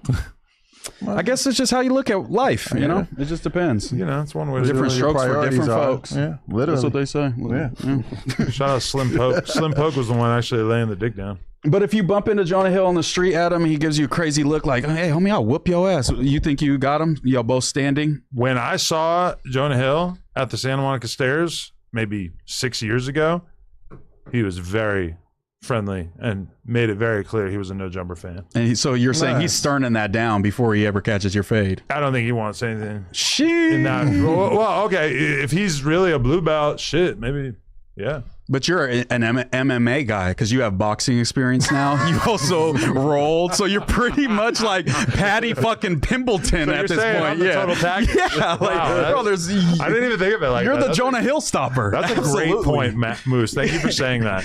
Yeah, we got an MMA guy in here. You're right. I am kind of like an MMA guy. Yeah. Literally, textbook. Thank you for pointing that out. That was Yeah. great. So hey, don't come around here popping that shit, Jonah Hill. My homie gonna whoop your ass. That's what he said. You ran it back with the Jason dude. You think you'll do better? Nah, I'll probably do worse. You'll get a punch. There's no way to do worse. I don't know how I would do better. You just gotta let your hands go. That's why I was gonna do the Spody. Yeah, I bet you were, you fucking pink. You look like Jigglypuff. What? You like fucking Jigglypuff so bad. I'm surgical with these shits, Moose. Let him know. No, The yeah, only for kind of sure. surgery that you need is the kind that Flacco got. Lap band. Again. I Yo. was thinking about re-upping my surgery. Get it again? I mean, I don't know, man. I feel like I'm struggling with my weight again. If Adam could get 2 hair transplants, you could get 2 weight loss surgeries. Let's be know, right? honest. Yeah. That's fair. And they So I like didn't- getting incomplete hair transplants and shit. Maybe he just needed that half of his head. I don't know. I told myself I'm gonna just start rocking hats because my hair ain't growing. It looks ridiculous when it grows. Let's see it. It's not horrible. It's No, definitely but not it's good, like though. it grows, but it's like up here. It's LeBron James. His car ain't got no roof. You don't think we could like levy no jumper clouts for like a turkey doctor to like re-rock it? I don't know if he has that ability. This is wilding out. ADD Doughboy. Yeah. Emitats. Fat Drake. Have you ever seen it? I did see Fat Drake. Yes. That was some good content. Make the call is what I'm saying. Come on. Fat Drake or Fat Out? If you could get Lush teeth, you could get him a hairline. Come on, I push didn't the get button. Lush teeth. I feel like you did. I got Kareem teeth. Oh, that was the homie. My homie from Yeah. Texas, I forgot yeah. about that. Who still, whenever I mention him, my kid goes, Kareem cheese. That's a great joke. That was the name that she gave him. That's pretty I thought that was pretty cool. innovative. Yeah. She knows about black people. How much them hair shits be costing though? Racks. Like around what? 15. No, Turkey, I thought it was like a coup 4 bands. Well, or wherever something, Flacco no? got his, he said he was paying 15. But he was in the U.S. Yeah, It's but a lot he's more expensive. fucking out of his mind. In the U.S. or in Turkey, you can get your whole shit done for like a couple grand. Hey, so he paid that money and didn't finish. You talking about the 2,500 for the box or something else? Nah. What does his- the origin of the 2,500 for the box That's- mean? Because I've been saying it, but I don't actually know. That's the whole thing with the 17-year-old. He paid 2,500 for the box. But who said that? Him? Her? No. See, the whole thing is I already had the inside scoop on that nigga like the year before I even brought it up. I just didn't know she was 17. Oh, you just knew that it was purchased for the I just know 25? he paid to play with, you know what I'm saying, with this broad because I know people connected to her. You know what I'm saying? Moose Knuckle looks like a Canadian OT Genesis. I'll take that. Wait, OT Genesis? I think they mean Mexican OT. Yeah, right? No way they meant OT Genesis, but I do have a mean crip walk. You know what I'm saying? You do? I've been- no, I don't at all. I He don't has a know good how to crip Norte walk. Yeah, I got a good Norte walk. For sure. Hey man, why that nigga whack always trying to get you assassinated with this old North Day thing, man? Adam does it too, so I think it's kind of like the T-Rail and Smack thing. Like that's the dirty, you know what I'm saying? Like But calling Adam Smack be dirty. joking. That's how we razz them up. Yeah, and all the real ones know they're joking. Anyone who tries to run down on me or press me, it's No, like Adam it's, be you know too, what I'm like, saying? you Like, don't know how to get down on you. yeah. Here, you know, Cause them boys up there, I'm like, what are you talking about, bro? Why they go chip on him? Cause he, all the real ones show me love. So you know what I'm saying. Wack got his narratives, but what's Wack doing in Mexicans' business? You know what I'm saying. Don't he say he don't mess with us? So stay out of our business. You know what I'm saying? Because we good over here. I'm good in the hood. You know what I'm saying. Shout out to the homies. So yeah. But yeah. But you beefing with the full community, right? No, Food Community is what I'm on. I'm on there. Who you beefing with? You beefing with something? Bozo was beefing with one of my homies on my podcast, and so Bozo had a little bit of smoke for me because he thought I was oppy because I was sitting next to him and shit. But I didn't even know they had beef. But hey, you got a lot of smoke out here. it just goes from that. I kind of be talking.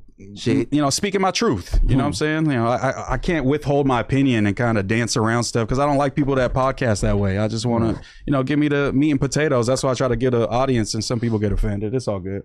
Yeah, it'd be bad when people pie scary. You know what I'm saying? Yeah, I hate Can't that, be pie bro. scary. I hate you that. cannot be pie scary. Moose, how do you feel about the Moose Man experiment on No Jumper? Do you feel like are you happy with the development that you've had with the fans? Do you feel like the fans are bitches?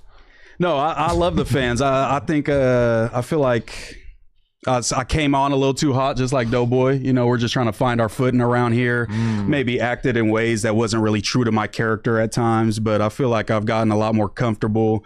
The fans have shown me a lot of love, but I still got a lot of hate because I feel like I'm a polarizing figure. Either you love me or you hate me. There's not really like you're on the fence with Moose, and I'll accept that. I'll take that. But I feel like I'm a good addition to No Jumper. What part you feel is hot though? Like what about your interest? What you mean? Like you said, you came in a little hot. Like what was hot about? Yeah, it? just popping in, like saying, hey, if Wack need that, we could go outside. Maybe I probably shouldn't have been talking like that, or calling a bunch of fades and then getting ran down on public. So that wasn't the best looks. You feel me? So I've been chilling on that type of stuff and just trying to keep it to the pod in, and it's been going a lot better. So you're more of a humble moose now? Yeah, definitely. Yeah, I came in to the competition as a humble moose, and that's why they liked me. Got gassed up because you guys chose me, and I moved down here to start working here, and then now I'm coming back down to earth a little bit. You know what I'm saying? And I feel like I'm gonna be the best I can be. I'm always trying to, research shit. Every time Josh sent me the topics, I'm on top of it. I'm trying to, be informed. I really care about podcasting. This is my dream job. I could be getting paid $25 an episode. I'll be up here thugging it. You know what I'm saying? So that's just, I'm living the dream though. You could be paying $2,500 for the box. Exactly. But I do not do that. You know what I'm saying? Lock that man up. Lock Mignon go talk about up. Lock him up. And then deport him. Oh, no. For real. African deportee. For real. Go back. Yeah, look, I went liberal for Moose Man, see? And then Moose K is the next message. So, you got to take the good with the bad. Going liberal for you is kind of insane. Yeah, shout out to all my liberals, all the libtards in the chat. I love y'all. What do you think about Ricky going against Dragonite Crip again and unmodding him on the news today? Got him unmodded. I mean, I guess my question for the fans out there is like how, because I actually asked chat, it said that there is no way for me to view who has banned who. So I don't really have a way to find out if Dragonite Crip has been abusing his mod privileges, because the idea of even one fan getting unnecessarily banned from the chat is kind of upsetting. So if that is true, I am kind of thinking about maybe just doing like a mass unban. I like that. I like that idea. And then for reban sure. for anyone. If they're saying foul stuff. Yeah. How do you get banned from the No Jumper chat? Saying crazy stuff. I think the main issue, and what I heard, I don't know if this is true, Dragonite Crip, but people were pretty much levying the criticism that he's banning people that are talking shit to him and about him, and that would be an issue. Living out his personal beefs instead of protecting, Doughboy. Yeah, that would be that'd make a lot more sense. Don't make it about yourself. So if he's doing that, absolutely, you got to go, my guy. But we also don't give them any instruction as mods, so it's kind of like they don't even know what they're allowed to do or not do. Nah, as a former professional mod, you know what I'm saying? For many people, ski, the likes of the Harmonious Man. What is a you know what I'm saying? professional mod? Just let me get my shit off. As a former professional mod, the streamer etiquette. You know what type of stream you're modding for. You know what goes on in the chat, what that streamer is accepting as acceptable messages or not. In No Jumper, there's a very clear line where it's like, all the jokes can fly all day long. You say some foul shit, you're doxing people, you're doing weird shit, saying foul words, you gotta go. But other than that, you gotta let everything rock. Other than that, That's what I'm thinking. How do you get banned out of no? Because that shit like lawless in that chat. That's why it seems like it's a little bit of, the mods are being a little power hungry. But I don't know if as many people are getting banned as people are telling Ricky, though. So I just saw that one message from that one guy.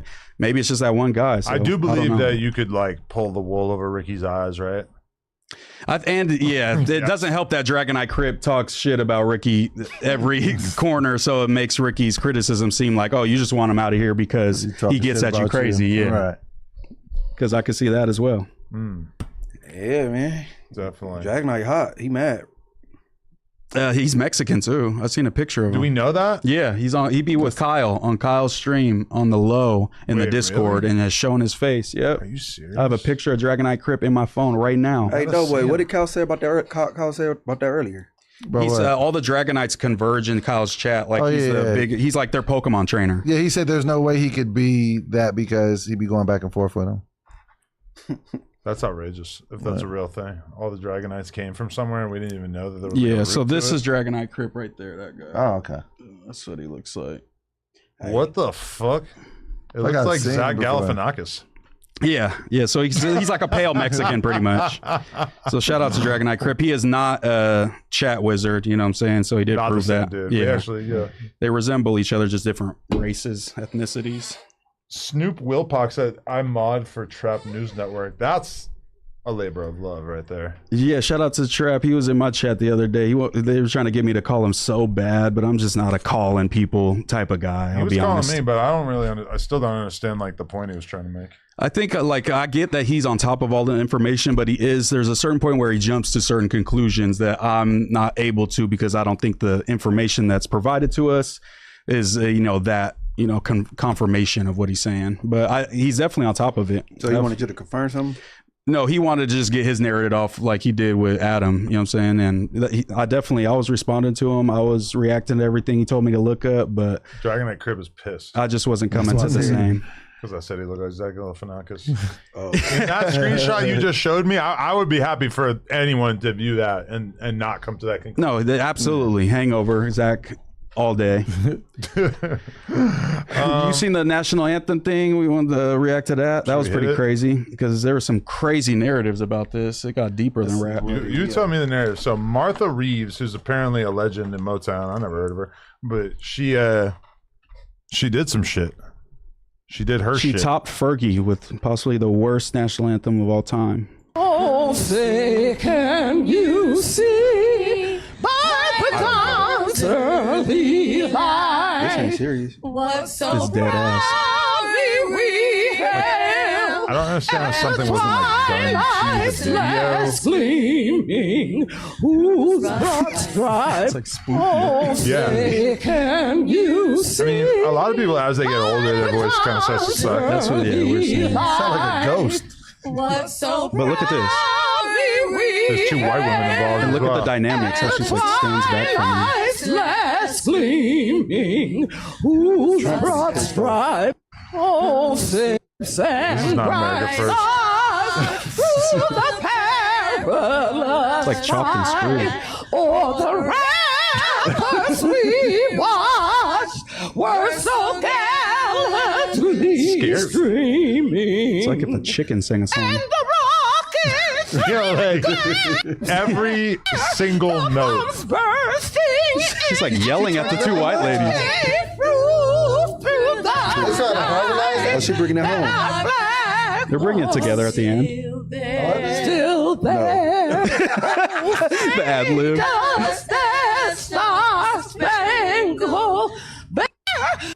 Yeah, we gotta listen to the whole thing, but that was. Where are they singing this at? It was a professional women's baseball league they just started, and this was the debut game, and this so that they had them sing at the And opening you mean to game. tell me before they get these people to sing the national anthems, they don't check if the motherfuckers can sing? I guess she used to be able to sing. Maybe it's been a while since she hit them type of notes, and now Apparently she she's can't. a famous singer. Yeah, from way back in the day, though. As the resident booze bag, that lady was drunk as shit singing that shit. You really think? Absolutely. Alcoholic, She's slurring her words. You can hear it. You think that's If what she you was think it sober- was? She's clearly I didn't even think drunk. about that, but I could see that. If she was sober, it wouldn't have helped her.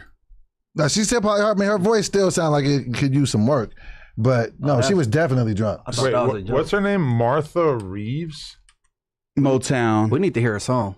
Why did her voice sound so bad the other day? I just want to know, like, is there any like plausible explanation theory? Yeah, when we looked it up, it said like okay, it was due to wet, windy field conditions and a lack of stage monitors, which prevented her from hearing herself properly.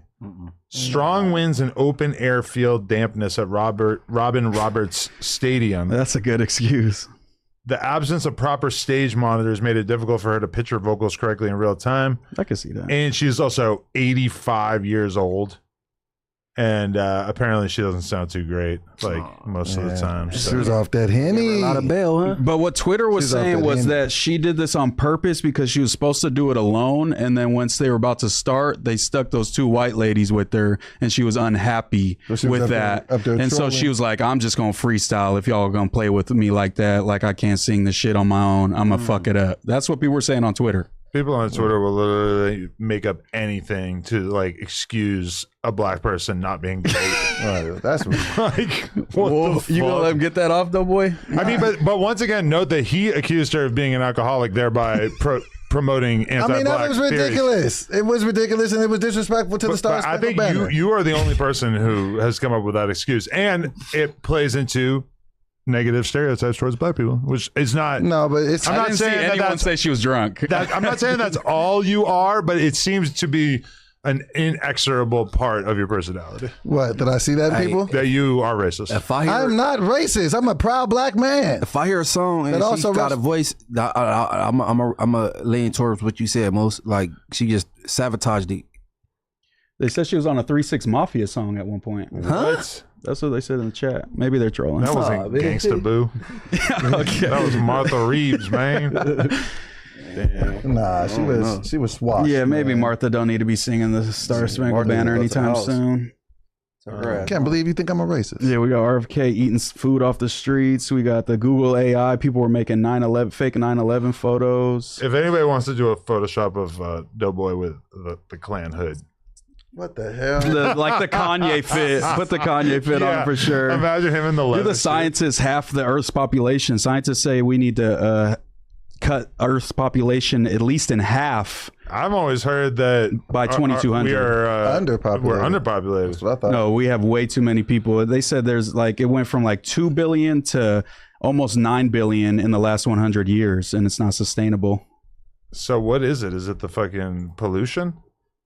I guess just by the time if we stay at this rate, then there's just going to be too many people and not enough resources to provide for everyone. The world's population has ballooned from less than 2 billion to 8.3 billion. The planet cannot sustain this explosive growth for much longer. What a sad tale.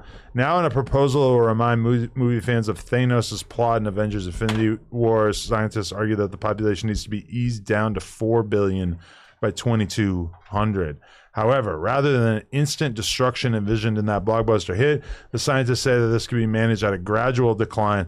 The research believe that most of the change could be brought about simply by providing women in low-income countries with family planning services. So pretty much abortion to poor countries is their plan to cut down the population, it sounds like. I like that, man. That's like probably way easier than just fucking flamethrowing them.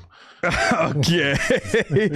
Yo. I mean, I'm it's just either saying. Germany or it's fucking. I'm just saying, give them I don't think we abortions. should start eliminating humans due to this overpopulation program in the San Fernando Valley. I think that we should probably start in poorer areas Should where their we- quality of life already sucks. Should we be encouraging abortion across the world, or should we just let people do what they want and have as many kids as they want? What do you I mean, think? I think we Well, should no, I definitely mean, encourage it's- abortion. Yeah, and plus, I mean, if we're overpopulated, we don't need to be doing stuff to keep adding to the issue. So I don't think people. I think there should be like a cap on it, like maybe like 2 kids per household. Wait, aren't you supposed to be like a Jesus guy? You're supposed to tell me that abortion's wrong? I mean, it's just I think it's pro-choice though. I think it just depends on the circumstance. But yeah, I mean, I am a So Christian. you are pro-choice? You don't think that the Bible is anti-abortion? No, I definitely think that the Bible is anti-abortion. But I also understand that there could be circumstances that could make it plausible or understandable if somebody decided that that wasn't the best route, or if somebody just decides that they're not going to want to be a parent. I think I would rather that than to have them raising a child that they don't want to raise and a kid having a fucked up life. That's my attitude. When you was a kid, you said you wanted to be a preacher when you grew up, right? I did. Okay. Now, how you go from that to working at No Jumper, bro? I don't think that's pastor like even be working here. He's a preacher. And he's ready to do porn. I bring my light wherever I go. I don't know how I ended up here, but I'm glad I ended up here. It feels cool here. It's a good energy here. So I feel like you do so many things that are not godly that there's no way that like No Jumper is making it that much worse. No, I don't really be doing ungodly things like that. Like I've cut down the drinking dramatically. No, I don't be drinking. I hadn't drank in 58 days, and then I had a slight mishap. A little sip, but I'm right back on it. Day one. I hate that too. I got to start all the way over. Yeah, but we don't want to hear you. Don't flex it this time either. If you just get a tattoo and then you end you being sober is like Lush saying that he's getting pussy.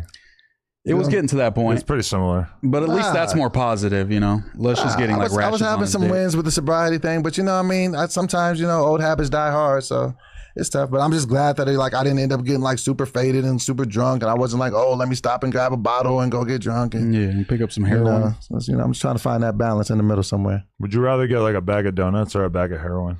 Donuts. I've been eating a lot of sweets lately too, and that's my problem. It's the sugar, man. I think I need to go on like a sugar detox. I have developed, and this is the first time that I'm ever talking about this with anybody in my entire life, but I have developed a problem in which I go to 7-Eleven and I get the chocolate chip cookies and I eat them. And at first, I was doing this like when I left work on the way home, just stop, spend $1.59 to get 2 chocolate chip cookies, and then I started doing it in the morning on the way to work. It's a cookie addict. Double dipping. Before I knew it, all of a sudden I was smoking blunts all day, every day. Everybody keeps asking if I'm on pills or some shit on the interviews that have been coming out lately, and going to get cookies on the way to work and on the way back. Whoa. And I today cut myself off from all the snacking, but I decided that I wasn't ready to let the blunts go just yet. What's gotten into you feel like? Because you were on kind of a health tip, like I'm done smoking weed, I'm just going to smoke the spliff every once in a while. I think I'm trying to I've been running from something. I've been avoiding feelings. And I don't know. Gay feelings? Maybe gay feelings, but maybe other feelings. I don't really 100% know. I've kind of been contemplating it, but I'm definitely trying to get back on track of being positive. And for me, that means eating healthy and not smoking blunts all day. But I do similar things to what you do at 7-Eleven, but mines are much more monstrous. You just getting one cookie. love a fake word. No, that's a real word. Yeah, monstrous. Monstrous.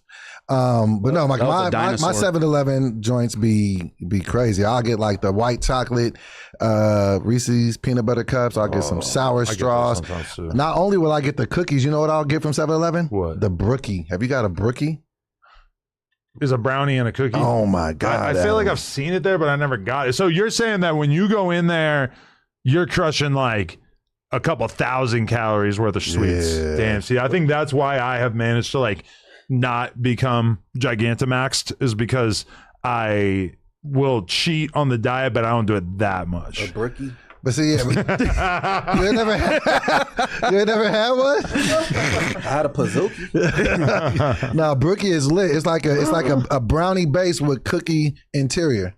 Yeah, it's fire. He's talking about sweet, by the way. He's talking about interior over here. Yo, I see something on your Instagram the other day that looked cray. What did you eat recently? Cray. I haven't heard that. I was eating something cray. What was it? Oh, I think it was a burger or something. Oh, it was the chicken and biscuits.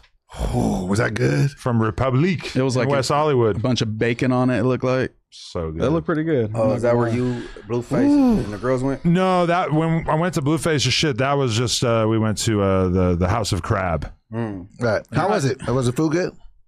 It was good, but I should have got the thing that he got with all the actual seafood and stuff. Instead, I got a basket of fried stuff. Oh, no, you got to get the bag and get the gloves. I wanted fried food. Seafood boil. How was the fried food though? Was the good? Fried food was good, but it also just really kind of stood out to me of damn, I don't know, I like them, but at the same time, there was a bunch of moments where I was just yo, this is fucked up. A family came in and Blueface and his girl were still just talking about fucking and sucking dick and all this shit. And then me and Lena are like both like looking over at the family and just being like, oh my God, what the fuck? Like it was so bad. Like I don't know. Like I felt bad because that's his culture. You talk loudly about sex and you say swear words around young kids. Like what do you mean by that? Whose culture? Blue faces. As a what? A father, I guess. As a content creator. Like it's just they don't care. They don't think it's a big deal to like swear around little kids and shit. And like to me that's just kind of astounding. Yeah, I try not to swear around kids and old folks. Not sexual stuff. Yeah, that's crazy. Out of respect, even if it ain't mine. You know what I'm saying? Right. Yo, I felt so bad.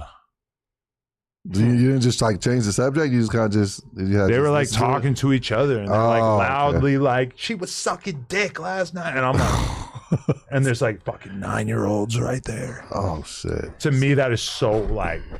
How did the parents' faces look? Did they was looking like? They honestly kind of looked like they were just like really trying to act like it wasn't happening. Yeah. They were just like talking to each other. Best case. I'm not like a lot of people seem to think I'm being racist. It was more just like.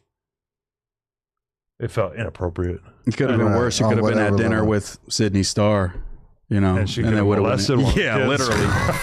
It could have went way worse. It could have been the best time in their entire lives. Okay.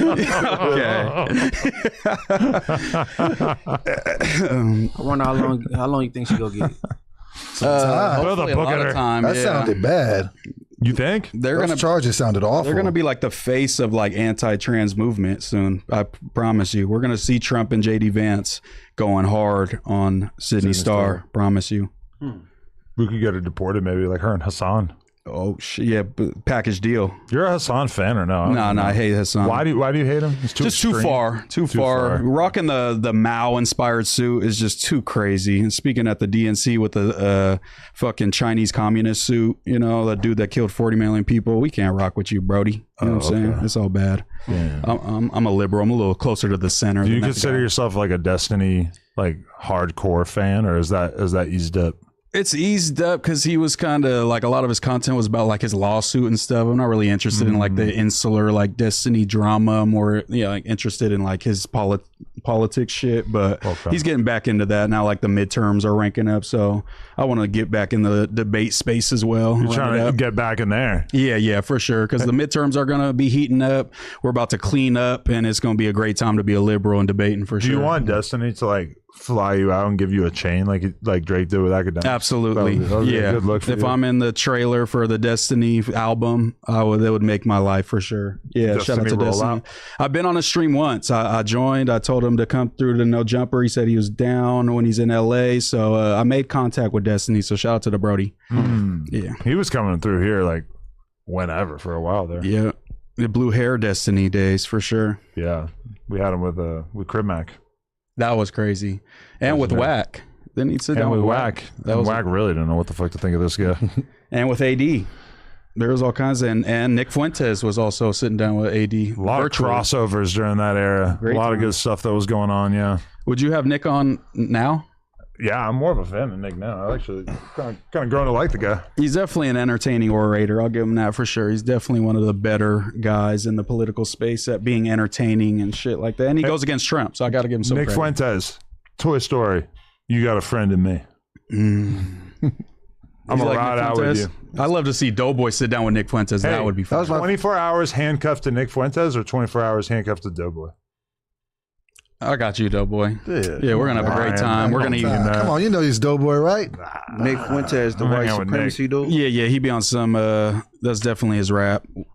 You know, he says he don't want to live by black people. Black people are violent. They should live somewhere else. I'm taking Nick Fuentes to the House of Crabs. They might stab him. There was a bar in that same plaza called Schooners that looked like a real like white trash ass like Santa Clarita ass bar that I really wanted to go to. Bunch of motorcycles outside. We need to open Schoomers. More like a college type like fucking white trash bar. Lush told me he's throwing something called Scoomfest soon, and it's gonna just be a bunch of like hoes. Him and some girls. Yeah, and we're all invited. We got to give him something in his food to make him stop being so horny. Like some salt or something. Well, how come you're looking up medications to make yourself not horny? I just like heard someone talking about a guy He got caught on his search history on his solo stream. And like the bottom one was like, if I don't want to get a boner for a week, what medication do I have to take or something? And everybody's like, what the fuck is he Googling this for? Yeah. I mean, I look up a lot of weird stuff, man. And I have no reason why I should not get a boner for 2 weeks, but I was watching a YouTube video about something random. And they basically were like, this guy needs to make sure that he doesn't like touch his penis or he doesn't get his penis hard for like 2 weeks after he has this process done.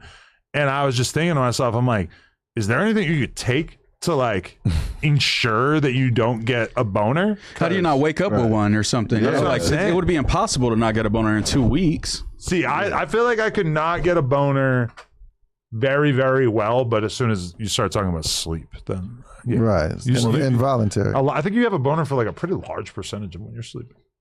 Swear, you just are hard when you're asleep. I think I saw Brian Adam. Bumper? No, not Brian Adams. Brian Armstrong say that. Oh, okay. So if you got people that's like addicted to sex, is there anything they give them? Like, we're gonna like suppress your sex urge. Suppress your urges. In the army, they give you something in your fucking. It's not Ritalin to make you not horny, so that you won't be as horny. Yeah. From all the cases that's in the military, you'd think they give them Viagra. Yo, I also had on the list, speaking of Viagra, that it solves or it cures cancer.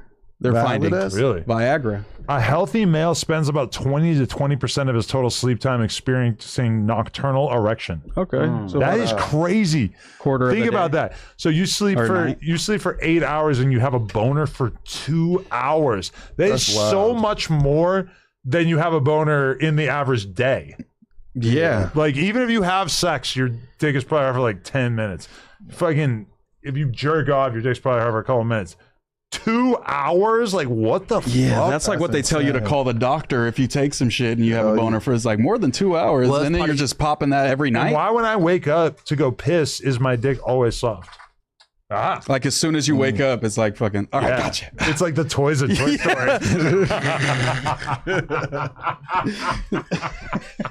I've tried to pee hard though, and you get the split stream. You got a split stream in your dick? No, I'm just saying if you pee when you hard. You got pierced or something? No, I'm just saying if you pee and you hard, it makes the split. You got stream. 2 holes? I think that's gonorrhea.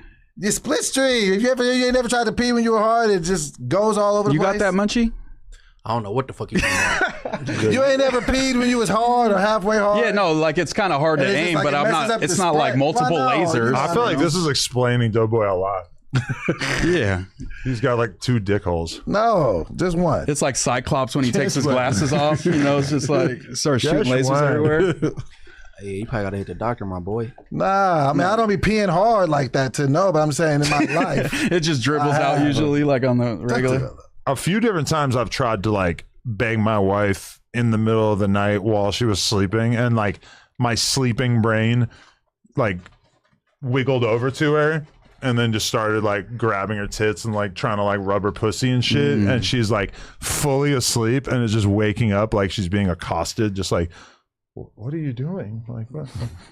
But that's like your sleep state is like horny Adam. It's only happened a few times over the years, to be honest. You have a horny demon that pops up in the sleep sometimes. His name is Munchie. The devil on Adam's shoulder being named Munchie's crazy.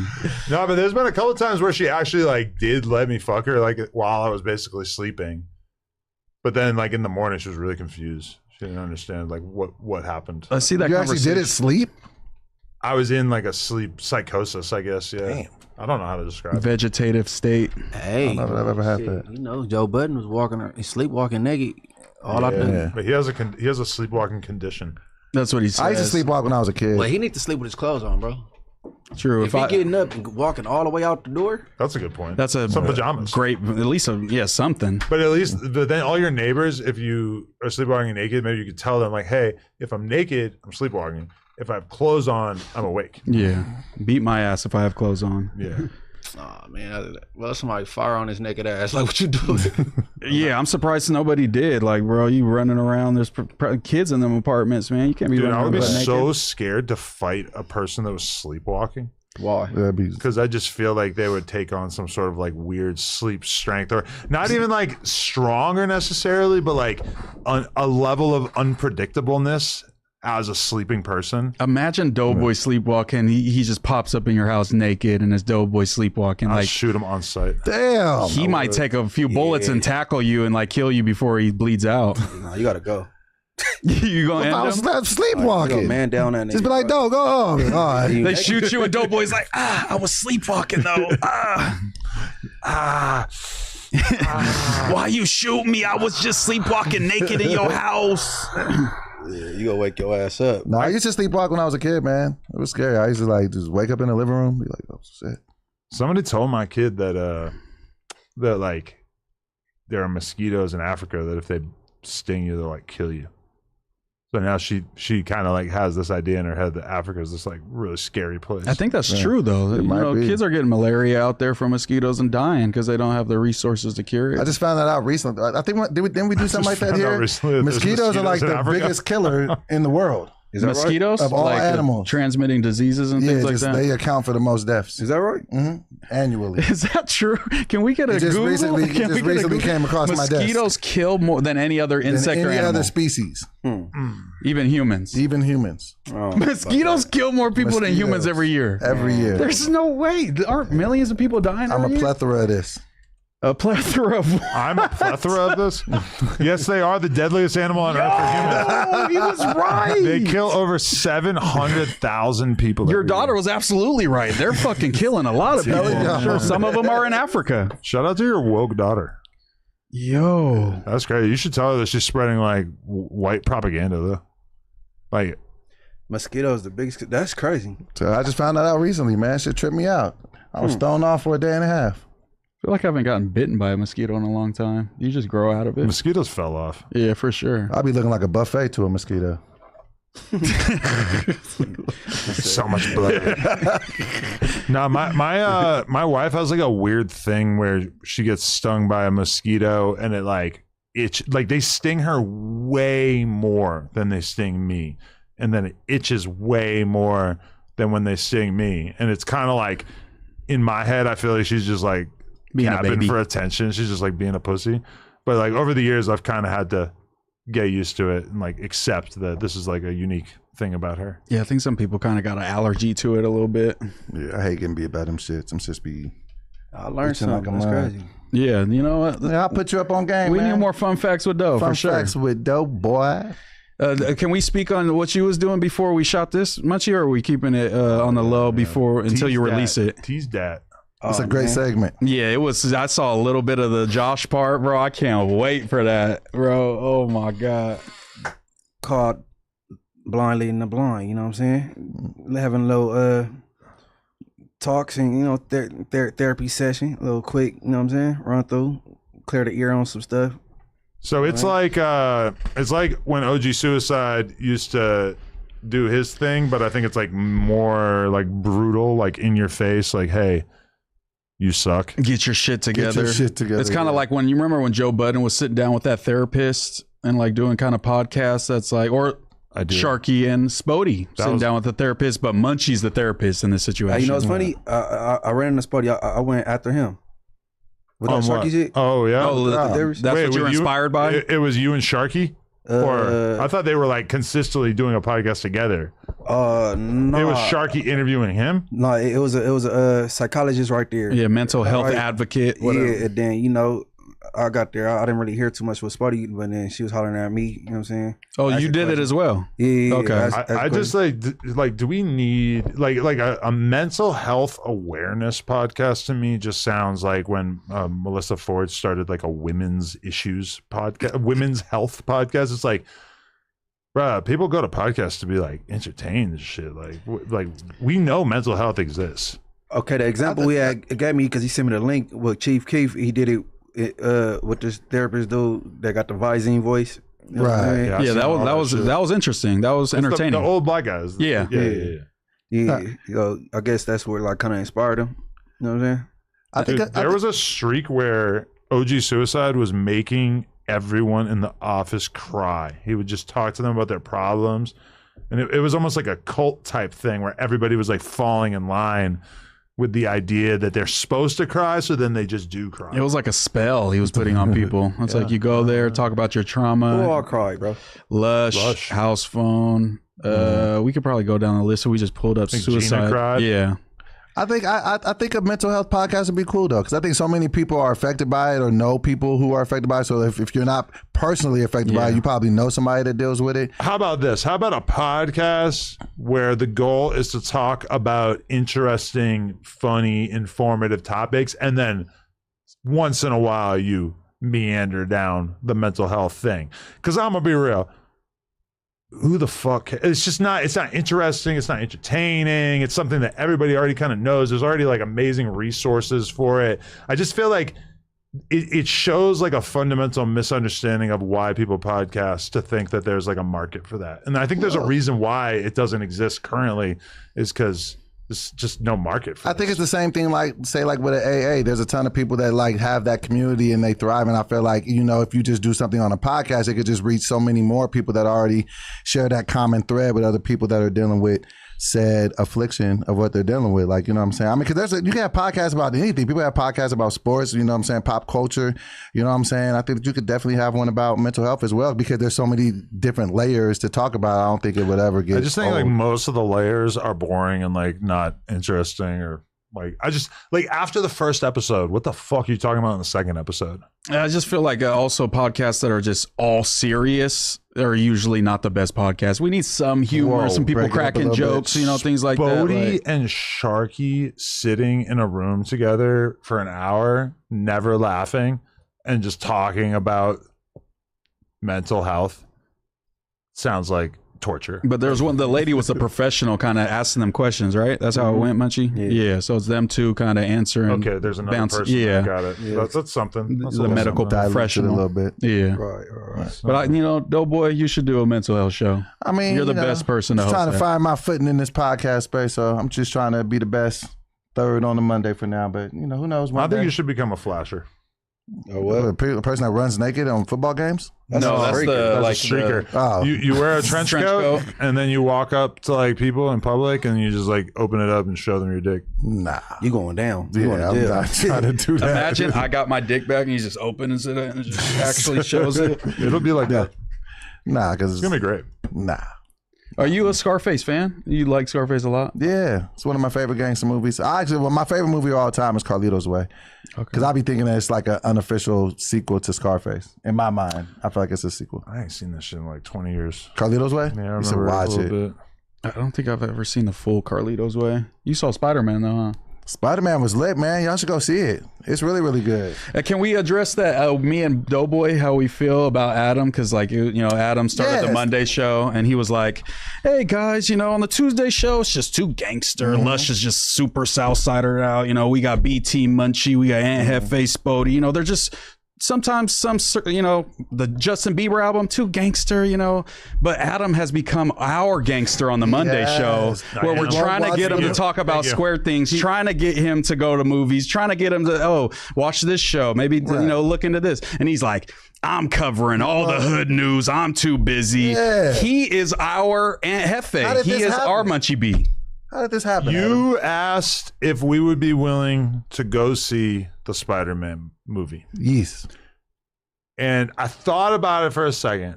And you got to understand, on the weekends, it's like 7 o'clock. We are up. We're hanging out with the kid all day. We're going to see my mom. We're going to see her family. We're going to this restaurant. We're going to this museum. We're going to this park. We're meeting up with her friend all day. And then finally, by like 8 o'clock, boom, she's down. She's going to bed. Me and Lena get to hang out in bed for like 2-3 hours. She's reading a book, or we like watch a documentary together or whatever. We got like that 2-3 hours at the end of the day. And the idea of going to see a Spider-Man movie The way he says it. with the 2 or 3 free hours of my day was just like so unthinkable that I don't even think I like responded in the group chat because it just literally was like the worst sounding thing I could have ever imagined in my entire life. Would it have sweetened the pot if you went with us personally? Sweeten the pot. Even just like leaving the house to go see a like I don't want to see a Spider-Man movie. I've never seen a Spider-Man movie. I don't care. Okay, that makes a difference. Okay, well, that's Odyssey would have been better. I feel like go more on to, par. I mean, maybe that. Yeah, Odyssey I was a don't great go movie. to movies in general. I don't enjoy that. But That's you not- did, it's not a thing for you. put that out there as we need to go see movies. We need to, you were the Talk one that about these suggested. Yeah, things. like he's like, we need to talk about the things on the grand scale. My thing is that if this movie was available on a streaming service, then that would be dramatically more likely to happen. If it was a movie where I felt like we would maybe be able to have like an interesting conversation about it, I think that would help as well. But definitely, I didn't really like I don't know. I think I got the fix off. Is that why y'all called him gangster? Because he didn't want to go see Spider-Man? Just kind of in general, it seems like he's definitely more excited to talk about the gangsta topics and not as excited to talk about more mainstream run of the mill, like Joe Budden. But I think I have a fix off. I have a fix off. Can it be things that I don't like? Can't it be things that are interesting but not like I just like, to me the Spider-Man movie is just like I'm so not interested in that. Well, what if we pivoted to do this? We find something that we can watch digitally, because that's what I was thinking too. If I don't have to leave the house, that's way easier. All right, we'll there's focus always on that. something new. There's always something new coming out. There's always a hot show or we just something try that to people are find talking something about. like that, and we talk about that. If I had faith that it would be like a good conversation, that would be different. Yeah, Spider-Man, not the greatest example, because what the hell are we going to say? It seems like a great movie. Everybody said it's a great film. I am just so lacking in experience because I don't go to superhero movies at all. I'm not like, you guys have all this experience with other movies that you've seen that I've seen like a couple of the Batman movies throughout my life.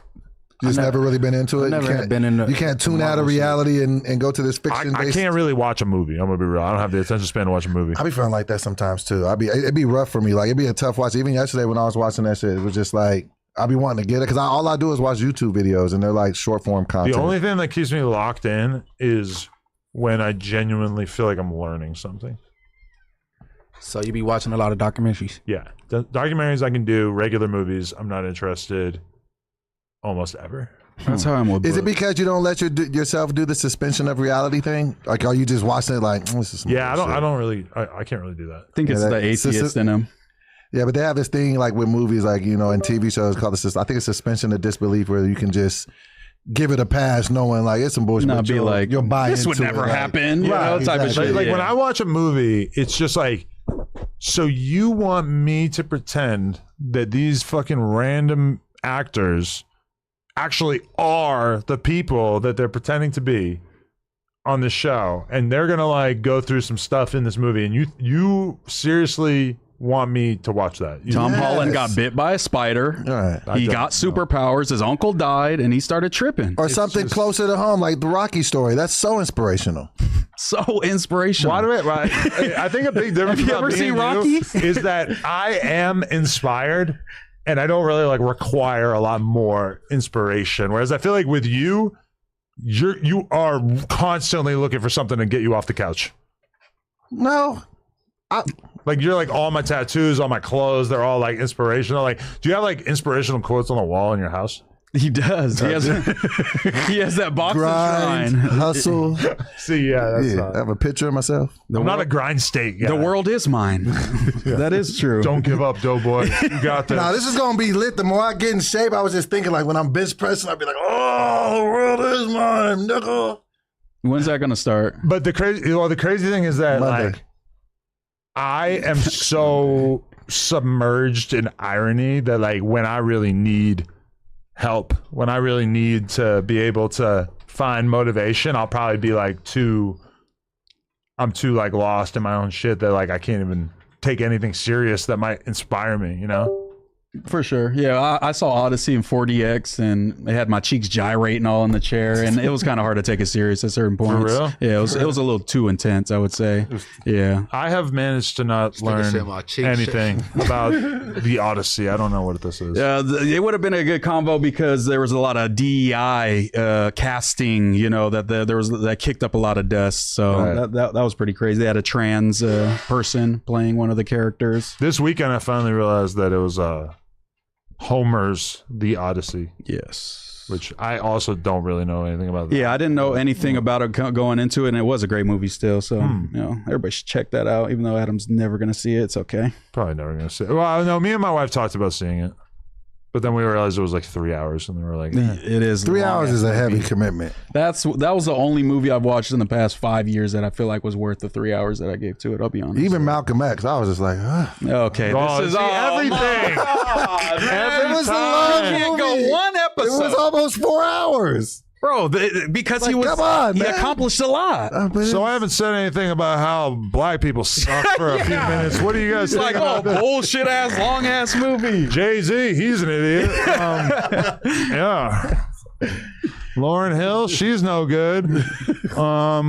Boys in the Hood, Menace to Society. Racism. Overrated. What? Racism, not real. That's over. Yeah. That shit gay. The hell with y'all, man.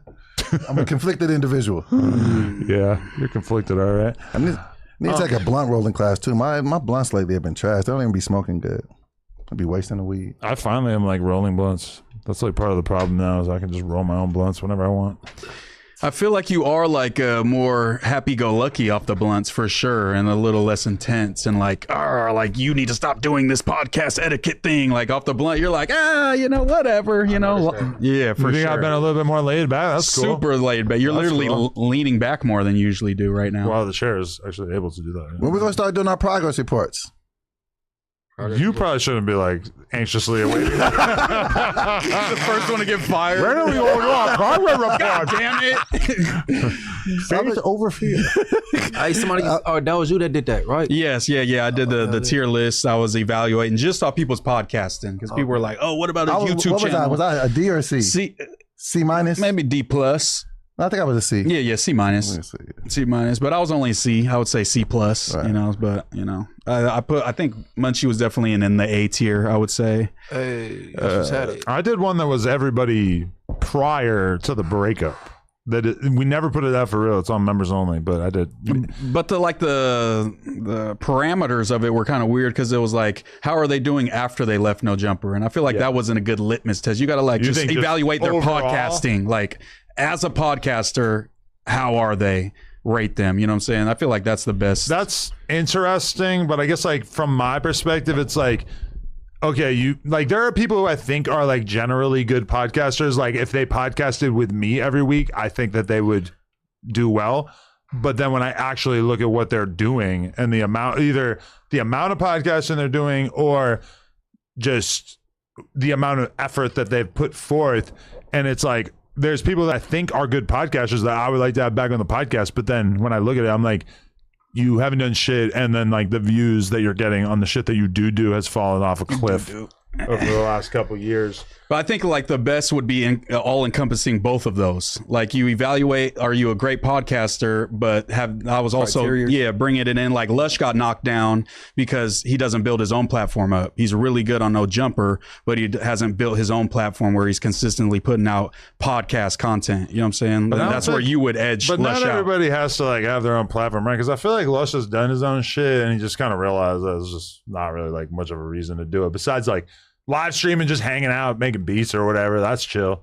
But I feel like that's not like necessarily required, right? Or like you could be a great podcaster while realizing that like running your own platform probably is not for you. But then that would go against what you just said, where it's like once they leave, the content that they're putting out is kind of half-assed, but there still might be good podcasters. I think you gotta, take all of that into account. Like, are you a good podcaster? Yes. But do you need like the structure to be put out there for you to be a good podcaster, or can you stand alone on your own platform? I mean, from my view, like, okay, I look at somebody like academics as being at like the top level of what it is to be a podcaster, a content creator, because he can stream by himself like really, really well for really long periods of time. And then meanwhile, like Vlad is kind of the GOAT of content in my mind. But then meanwhile, like Vlad self-admittedly does not want to sit there for 4 hours. I think if you sat there and watched Vlad for 4 hours by himself online, like he just doesn't have that skill set, you know? And like for me, I've kind of worked on it over the years. I'm like a lot more excited about it now. But to me, like doing a podcast with 3-4 other people is like you're playing the game on easy mode versus being by yourself and having to just make something happen, you know? But then also a lot of the reactors are like trash, but they just react to shit. Would you say that the best way to get better as a podcaster is just the reps? More than anything? I think you should rewatch your podcasts. I think that's the biggest thing that people don't actually do. Yeah, I used to, well, I still do. Like running back and watch my shit back. Yeah. Yeah. But everybody got their strong points. You know what I mean? Like Flacco, he ass as a podcaster like this. That's what I said. But by itself, like, you know what I'm saying? With his videos? Yeah, like the little short form. Yeah, he would be 14-minute S tier videos. YouTuber, you know, C, D tier podcaster, you know what I mean? Right. Like, yeah, because he, you know what I'm saying? And then some people don't know how to interview people. Like, they don't know how to, you know what I'm saying?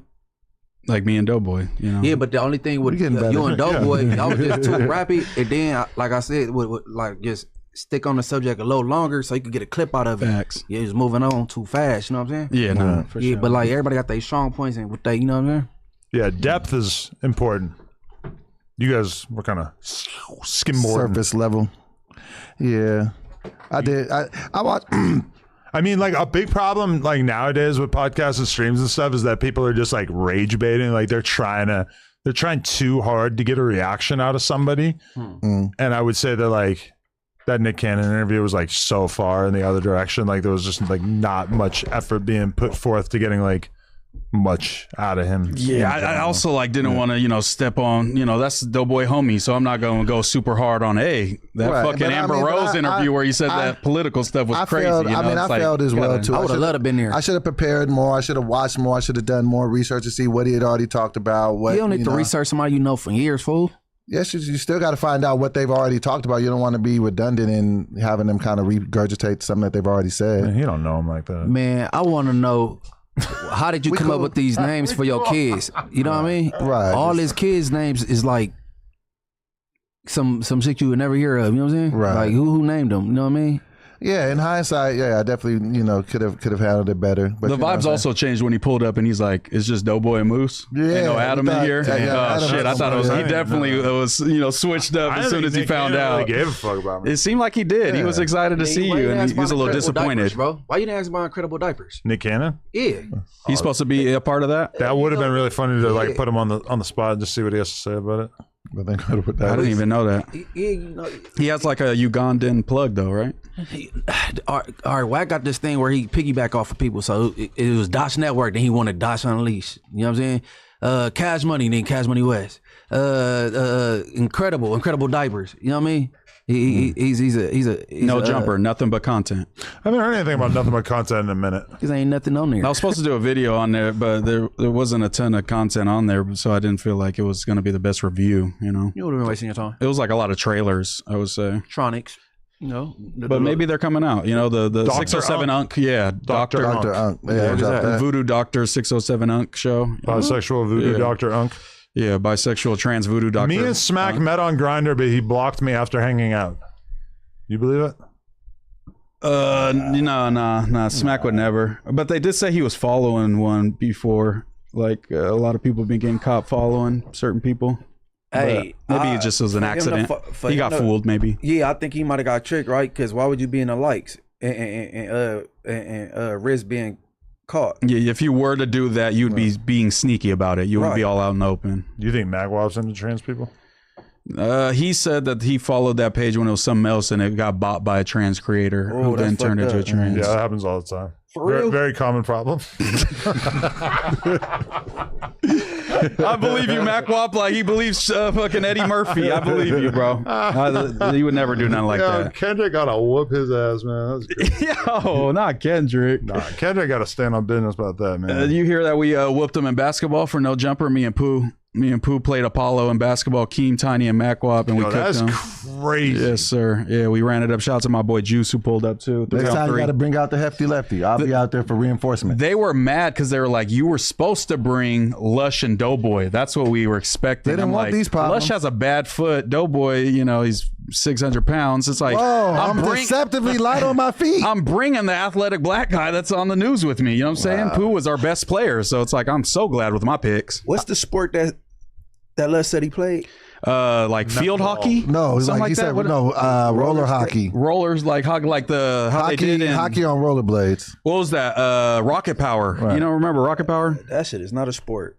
That's some white boy shit. Let If I him ever tell heard it. Yeah, he was super Some into shit you it. play in the street on your block or something. Is that valid? Roller like hockey? He act like it was Josh used to do that type of shit, right? Roller hockey just in the street on the block. I haven't heard about that in so long. Like, did they do it in New Hampshire? No, but he said it's a sport. He used to play it when he was younger. Yeah, like He in said they had LA. like a whole team, mascot, the whole Josh John. did? No, Lush said he did this. He played roller hockey. That's I'm what they like, do in fucking Beverly Hills. I wonder if they Damn, fight. I wonder that's if some they rich fight people like shit. hockey too. You say you what? I wonder if they fight like hockey too, because you know they fight a lot in regular hockey. Do they fight in roller hockey as well? Maybe he meant that. What's with that thing when you're on rollerblades and the girls go in a circle and they like push each other down? Maybe he meant Roller that. derby. Roller derby. Maybe he meant roller derby. I thought he was talking about lacrosse at first. Just all the white sports Slush played. There was this girl who was like kind of a viral like roller derby girl. She was doing like freestyle like roller derby tricks back in the day in Long Beach and shit. And she had actually dated this guy that I didn't like. And she tried to hit me up online and like hang out. And I basically just told her like, fuck you. You're an op. You're a fucking loser. Why you didn't take her down? I know. That's what I think about all the time. Still, like, I swear I regret every girl I didn't fuck in my entire life. All of them. Pretty much. Honestly, like every girl that I could have fucked that I didn't fuck, I like low-key am pissed. No, I feel you on that. And I want my get back if I ever get a chance, you know. I feel like I wasn't passing on pussy too often, so I probably wouldn't feel the same. I had a lot of chicks that wouldn't. There's not that many I'm examples. taking the bitch but, down. yeah. You know what I'm saying? I had a lot of chicks that wouldn't fuck me when I was in the 400s that decided to fuck me when I got in the 200s, and I still took it though. I was like, That's all right. understandable though, because they probably just didn't want to be like When were you in the horrified. 200s? Yeah, I was just about to say, where I was was you in in the the 200s 200s? a couple, What like year? a couple of months ago. Is that right? I was like you was two- here a couple months ago. 299 or what? I was like 285, 290. Lies. So I didn't. Lies. You was here. Man, I'm about to get down to 225 once and for all. He man. said Fuck he it. was 304. That was the lowest I ever seen. He said that he was 304. Hey, That was bro. the lowest I done got. But I'm gonna do this shit, man, because I feel like niggas ain't believing in the kid. Of course we for don't. sure we don't, Yeah, it's been They months. don't believe in the kid. You're old as fuck. You've been doing this forever. I'm here 3 days out the week, bro. Every day I've been here, he's been here, and he had a different weight. You know what I'm saying? Like, he's lying about his weight, bro. No, I weigh myself daily. You went from 324 to 312, back up to 316, then you said 311 today. Like, 311 today. come on, bro. Your scale, bro. Nah. It has to be, or it's like in kilometers or something. I'll get on the scale here. It's a scale here. I'm just gonna do it because you know what? Motherfuckers it. not believing in the kids, so I gotta just show motherfuckers and show all the young fat niggas that you can do this. You're shit. not a Persevere. kid, You gotta man. pop out and It's show the niggas. kid. He's still gonna be talking to himself like he's a kid, like when he's old as fuck. Yo, what's up, fellow kid? I gotta do something for my birthday too. Y'all know it's in like 3 weeks. No, we don't know. Like we know your birthday. You didn't know, Adam? It's the 21st. Damn it. We gotta throw Doughboy a party. We gotta have the pizza potluck for your birthday. Pizza potluck, and we can go bowling, guys. Come Now, on. what do you think about a bowling IRL stream, Adam? He my pitched that in the birthday. group chat and you shot it down. Was I unnecessarily cruel when I shot down the bowling stream? What do you think about a bowling stream, Munchie? You were. Yeah, You it said sounds a some little shit. boring. Okay, lay it out. I said, hey, I don't have that many interviews this week. Let me know if you guys have anything we can pull up to or anything where we could do an IRL stream. And you said, I want to go bowling. Let's go bowling. Bowling is fun. Yeah. And I was like, Is that how you think I sound? yes. And I told you, I'm like, honestly, I was thinking more like something like an event or a pop-up or like, just something cool that like the fans would be hyped to like, the fans who live in fucking Wichita would be able to like be hyped because they don't get to go to the pop-up at some store or like a underground rap It's a show. rave this week in Inglewood. A what? A rave. A rave. I ain't never been in one before, but I want to go. But Okay. That'd be lit. I heard it's a big one. It's been It's been a couple days. It should be today too. See, now that's a little bit better. A rave. I did pitch Munchie's a weed. more I did cultured pitch a than you. weed Come on. event. I said I was going to a weed event on the 13th, and that could be something that could be cool. Yeah. You just be shooting all my little good ideas down. When you're like send like a super like corporate like weed event that I just looked at it and I was like, damn, I could just imagine like I'm just gonna be getting pitched at this shit. Like, I would go to a weed event, I guess, But you don't think people would like seeing the No Jumper cast battle it out in a riveting game of bowling? That must be your strong point, huh? I'm nice. You must be good at it. You want to show off, huh? You know, I'm fat nice. people's good at bowling. I'm gonna be real with you. Like, okay, at one point, at like the height of the 4Extra hype, they sent 4Extra and Ralphie and a few other little manos, the little fucking 2K Manos. little killer Little fucking 2K Mexican Manos. squad, you know, the prepubescent killer Mexican squad. They all went and did go-karts together. And the shit didn't even hit 100K. And it was like, I mean, go-karts is like a thing, right? Like, I don't know. I feel like people like want to watch like interesting content, conversations, etc., and they don't want to see people just do like sort of like self-indulgent like activities that like are fun but are not enjoyable A little to mundane. watch, really. But I mean, bowling like could be okay, I guess. Yeah, because it has that 80K? competitive thing. 80K, you know, not bad. 80K. I mean, this actually came out after 4Extra blew off his hand, which So he was driving one hand. no, it was filmed before, but it came. Oh, okay, okay. So he was driving one hand. Don't people look cool driving one hand? Yeah. Like, nah, for real. Like, Yeah, not for real. Yeah. Before, like, we was all driving, we used to act like we was driving. We was like trying to look cool and shit. Yeah, I seen Obama driving in a lowrider. He was using one hand. Yeah, well, I seen it too. Yeah. You saw seeing Obama in the Chevy. Good. Yo, that was crazy, man. Hey, no, we could do a parking lot pimping RL. We ain't got to go in because you know if you go like to a club, right, and it's gonna be copywritten because of the music. But we catching the hoes in line, just hollering at bitches. We gonna see if Doughboy got some gang. You know what I'm saying? I'm nice with it, dog. I got the Rizz. Yeah, I bust some stupid dope moves. Adam look horrified. I bust stupid dope moves. Like, how old are you, bro? What the the fuck? parking lot pimping RL. Come here, you jive turkey. Let me get your number. No, I got game. Yeah, I mean, as a fat nigga, you gotta have game. I mean, you fat. What if we did a video where you like went out in public and like tried to demonstrate like an IRL stream where you were trying to demonstrate your Rizz on girls? I would knock Like shit. pick I up would- artist stream. I would shock the world because I have a mouthpiece. Okay, yeah, Okay, we need to go. they're gonna be like, "What that mouth do?" Nah, I just know how to. And plus, I'm funny. You know, women love to laugh. Doughboy. So we can go to the mall and then we just. You know, I'll get numbers. I'll get more numbers than anybody. Is I'm that gonna go right? up to her like, you know what I'm saying? Like, what's up with it? Like, you know what I'm saying? I'm the boy. And what if she be like, what's up with what? Then what? I'll be like, you know what I'm saying? It's me, it's dope. Like, you know what I'm saying? It's dope. Trying to see what you want. It's dope. Try to see what you I want. would feel a lot more confident in you if you last week you weren't like depressed, like I'm gonna live alone for the rest of my life. It's like see, this, once that I got doesn't up sound out like my Rizz feelings Man. and got back to the bag, now I Okay, got this that the real swag back you. on. It's the drip. You see Okay, it? yeah. It's Back with dope. the Faith over with the fear. pink J's. You know what I'm Got saying? that good FOF. You know what I'm saying? FOF. You already know the vibes. Five Nights at Freddy's. With the pink J's. Fuck BOF, it's FOF. FOF in the building. You gotta have faith, man. You gotta have faith in these things. But nah, I think if I went out and I started hollering at chicks, I think I would shock everybody on the panel. You're gonna be fucking by the end of the night. Come on, man. Come on. That's faith. I think that if we actually did a stream where Doughboy like went and talked to girls that we were filming at a distance, that it might be the funniest thing we've ever done. Lush versus Doughboy competition. Lush versus Doughboy competition. Yes, Who can Rizz more? Because then they can't just give up. Imagine Lush loses to Doughboy. He might jump off the top of No Jumper. I'm Who not do you gonna lie. honestly think would win? Come on, man. It's your boy. Right, you gotta think about it. Stop saying it. It's me. I'm just saying, like I had to grow a personality very, very young. Like You're you know saying what I'm Lush hasn't had to grow a personality? Well, I'm just saying he didn't struggle with his weight like I did. Like Yeah, he when you does. fat, He's still struggling with it right now. At least his skeleton. when you fat, chicks just ain't fucking with you. So you got to have. That's why I actually became talented at things. I was trying to impress bitches. He was a meth head. He had became fucking- talented at battling and rapping. He had That's why I- dolphin teeth. That's why I and started he was playing. fat. That's why I started playing drums, rapping. Like I wanted to, the ladies. Like He's you a know what white I'm saying? rapper. That's why you it's became hard. a Christian rapper. You was trying to get the house. I mean, Part if of there it. was Had to in the be. choir Yeah. and there was, looking Preacher's at the boy, wife. Come on. But nah, man, I think I would definitely. We should set that up. Line that up.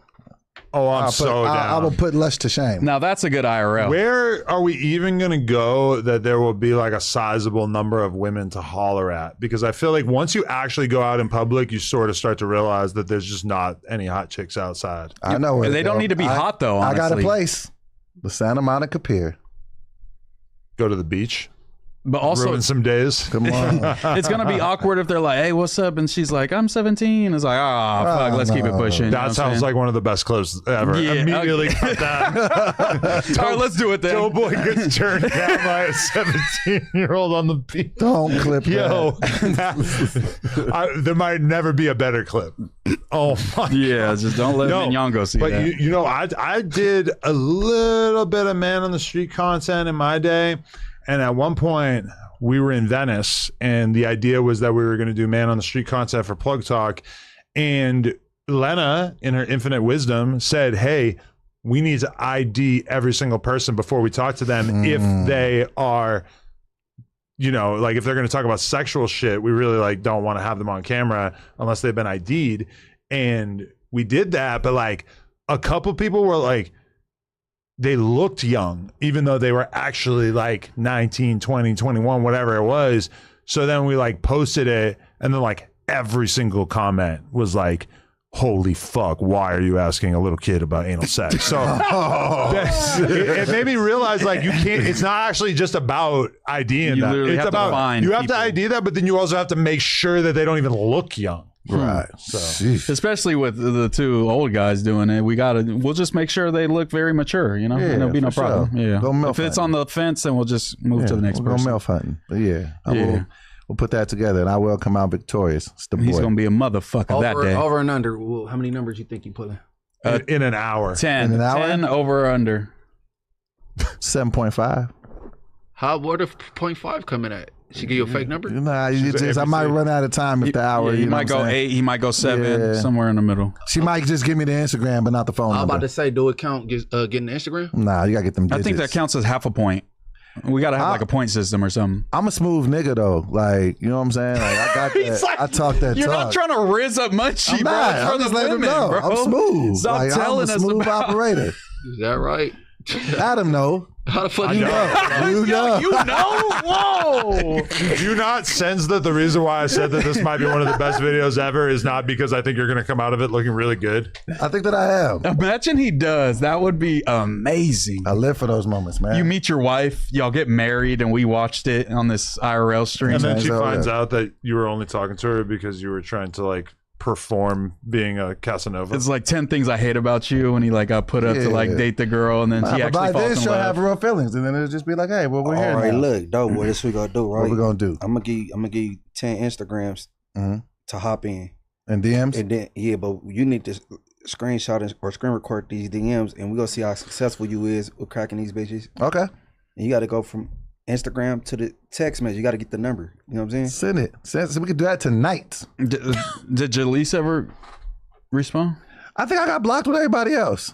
Damn, everybody got blocked? I didn't know I that. went to go. Like, I just went to go just look at her picture. I was like, I haven't seen her in the feed lately, and that popped up. I was To like, be oh. fair, though, I feel like Jalise was able to get over the trauma of being sexually assaulted, allegedly, by Skinny from the Nine because the trauma of you hitting on her was so much worse. Oh my God. In the aftermath of her recovering from the assault.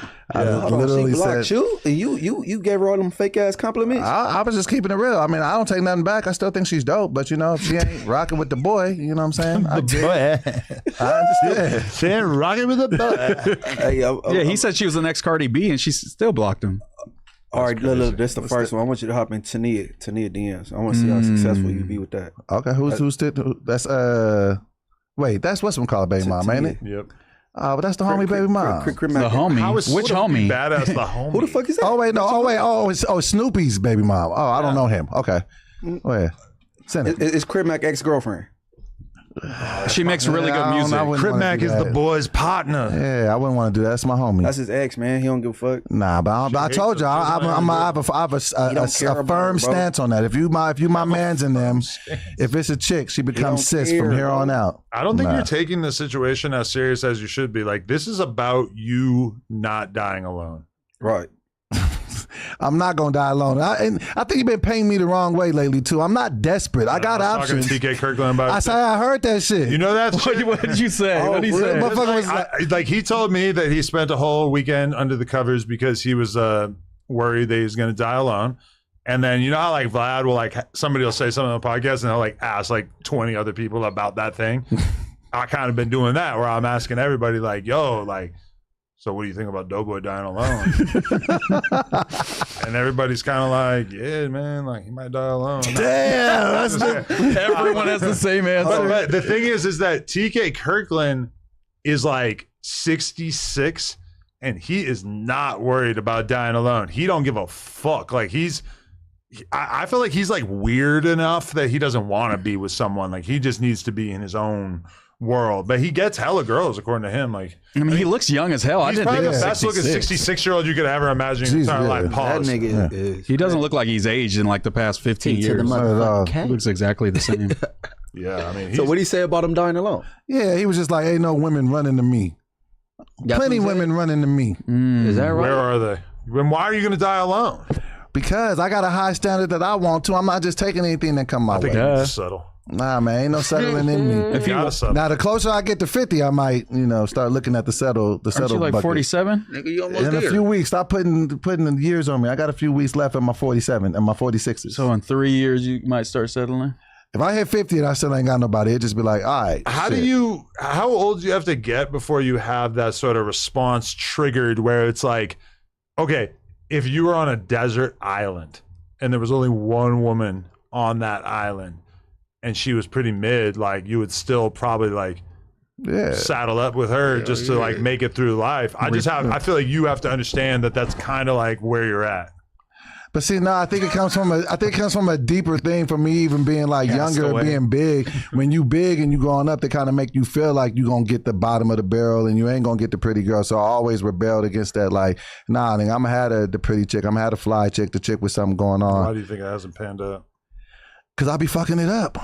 Man, I done cheated. I done some dumb shit. I done some stupid shit in relationships. That's what I'm saying. Like, if you seen some of my exes, you'd be like, man, you had some ones. Why you don't look at these fat niggas that's fly as inspiration, bro? You got Fat Joes, nigga. You got Big Sean's, nigga. You got Biggie back in the days, like nigga. I feel like I'm a fat fly nigga. DJ Mustard. You got DJ Mustard. Yeah.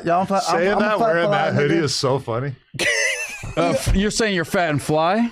Come on, Moose. Tell me the truth and shame the devil. Bro, be serious. Today, it's like the clothes are clean. You're not dirty. Young camel toe fit. This is a young camel toe fit. Camel toe fit. It is a young camel toe fit, but the Jordans are fly. This is one of the worst fits in the history of No Jumper. Are you serious? Yes, yeah. I laid this out on the bed once. I know, and that makes it so much funnier. To show the fans real quick? Yeah. Check them out. Fit check. Fit check. Look at me.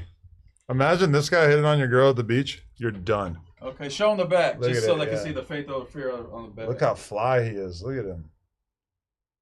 Yeah. Okay. I'm just saying, that's his swag. It's the boy. It's You know the what I'm saying? boy, Mr. Steal Your Girl. Faith over fear, FOF. Come on, you gotta know what it is. Ladies, tap in. Yeah. You know the vibes. Yeah, I'm gonna send you some Instagrams. I'm gonna see what you do. But you gotta show the receipts, bro. You gotta screenshot. I got you. But y'all don't think I'm a fat fly nigga? No? Just honest, all bullshit aside.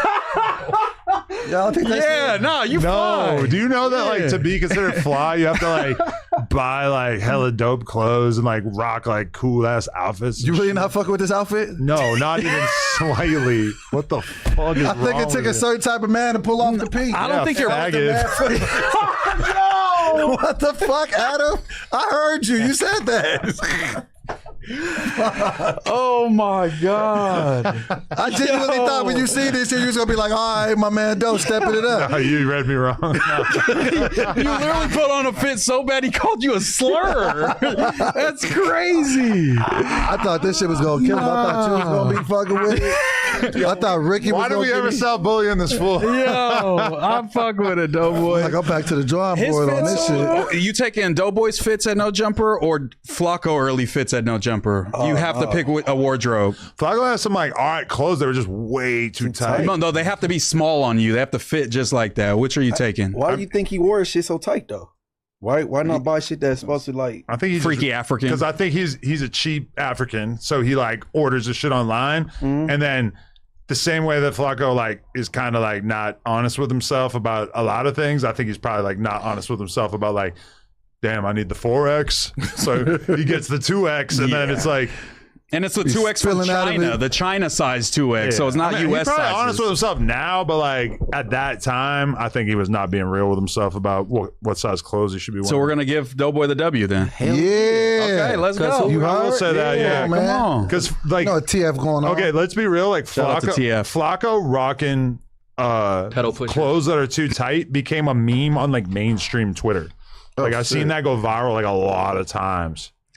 You know what I see viral on TikTok a lot that just pops up literally from random accounts with like 100,000 likes is that fake clip of Aunt Hefe like foaming at the mouth when he's talking. Yes. That is one of the most viral clips I've ever seen. Like, I don't know people why they believe love it that. so much. Yeah, Yeah, they're they like, think why is he so mad? Why does his mouth look like that? And it's like, Yeah. bro, it's obviously AI. What the fuck? Like, that shit why is they doing my amazing. boy like that? Hey, that shit was that's a classic. That episode. Yes. No, for real. When he went off like that. He said, "Woo!"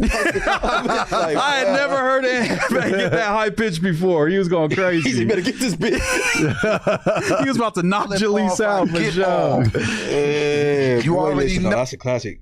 If Aunt Hefe was gonna punch Jalise in front of you, would you dive in front of the punch for her? Yeah.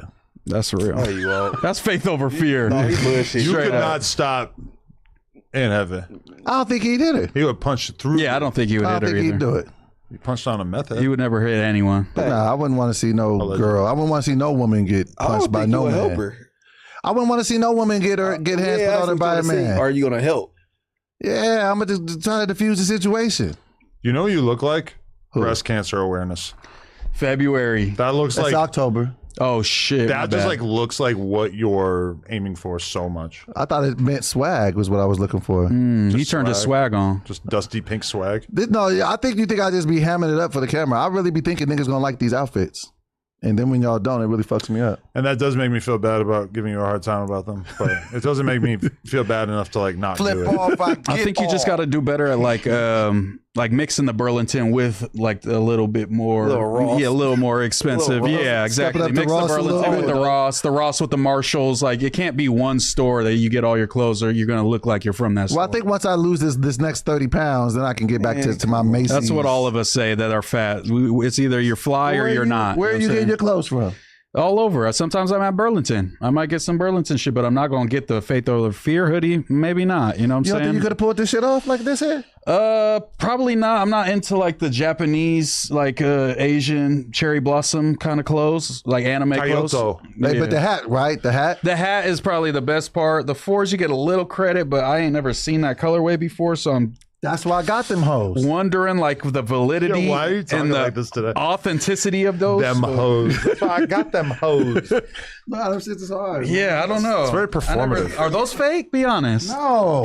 Where you get them from? I got them in the mall. Got the El Jordos.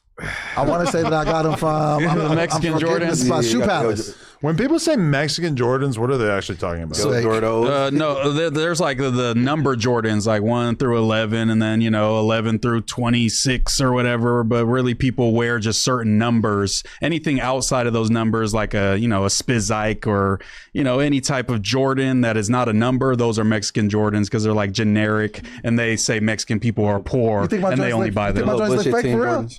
They look a little fake, yeah. They look a little Temu a little bit, but if they're actually real, I don't know. They Can I- better let me than see. some Levi shoes, bro. You stepped it up. Okay. Everything's looking right, but just What size shoe are you? 13. Damn, that's a big ass goofy foot. Why I gotta be goofy? I would hate for my foot to be that big. It's kind of bro. like I'm some 13. it's giving like Spike that's Lee, just do the right thing, That's kind of. some You know what goofy. I'm saying? Hey, look. Like No, it the- does look stupid sometimes. Yeah, like the bigger shoes look dumb. Look how long that Nike sign is. Like, hell no, 13. Ooh, hell yeah, like Sideshow Bob. What? Sideshow Bob. Yes. No, but I'm still trying to figure out the let's do it. Because he said it's the swoosh is long, so let's do. Yeah, come on, get your comedic Come on, fucking that's a genius cerebral up, bro. joke. Straight That's the up. comedian Cerebral. side of you that I've been looking for. Hey, you yeah. missed it. Adam, I roasted this fool. Oh man, he was cooking me. Cooked them on whatever day that was. What day was that? I think it was Was it Friday? I got on Spody ugly ass first, and then One does not simply. He came on here and Thursday. said he got on you on the Monday show. No, he got on me. I ain't gonna lie.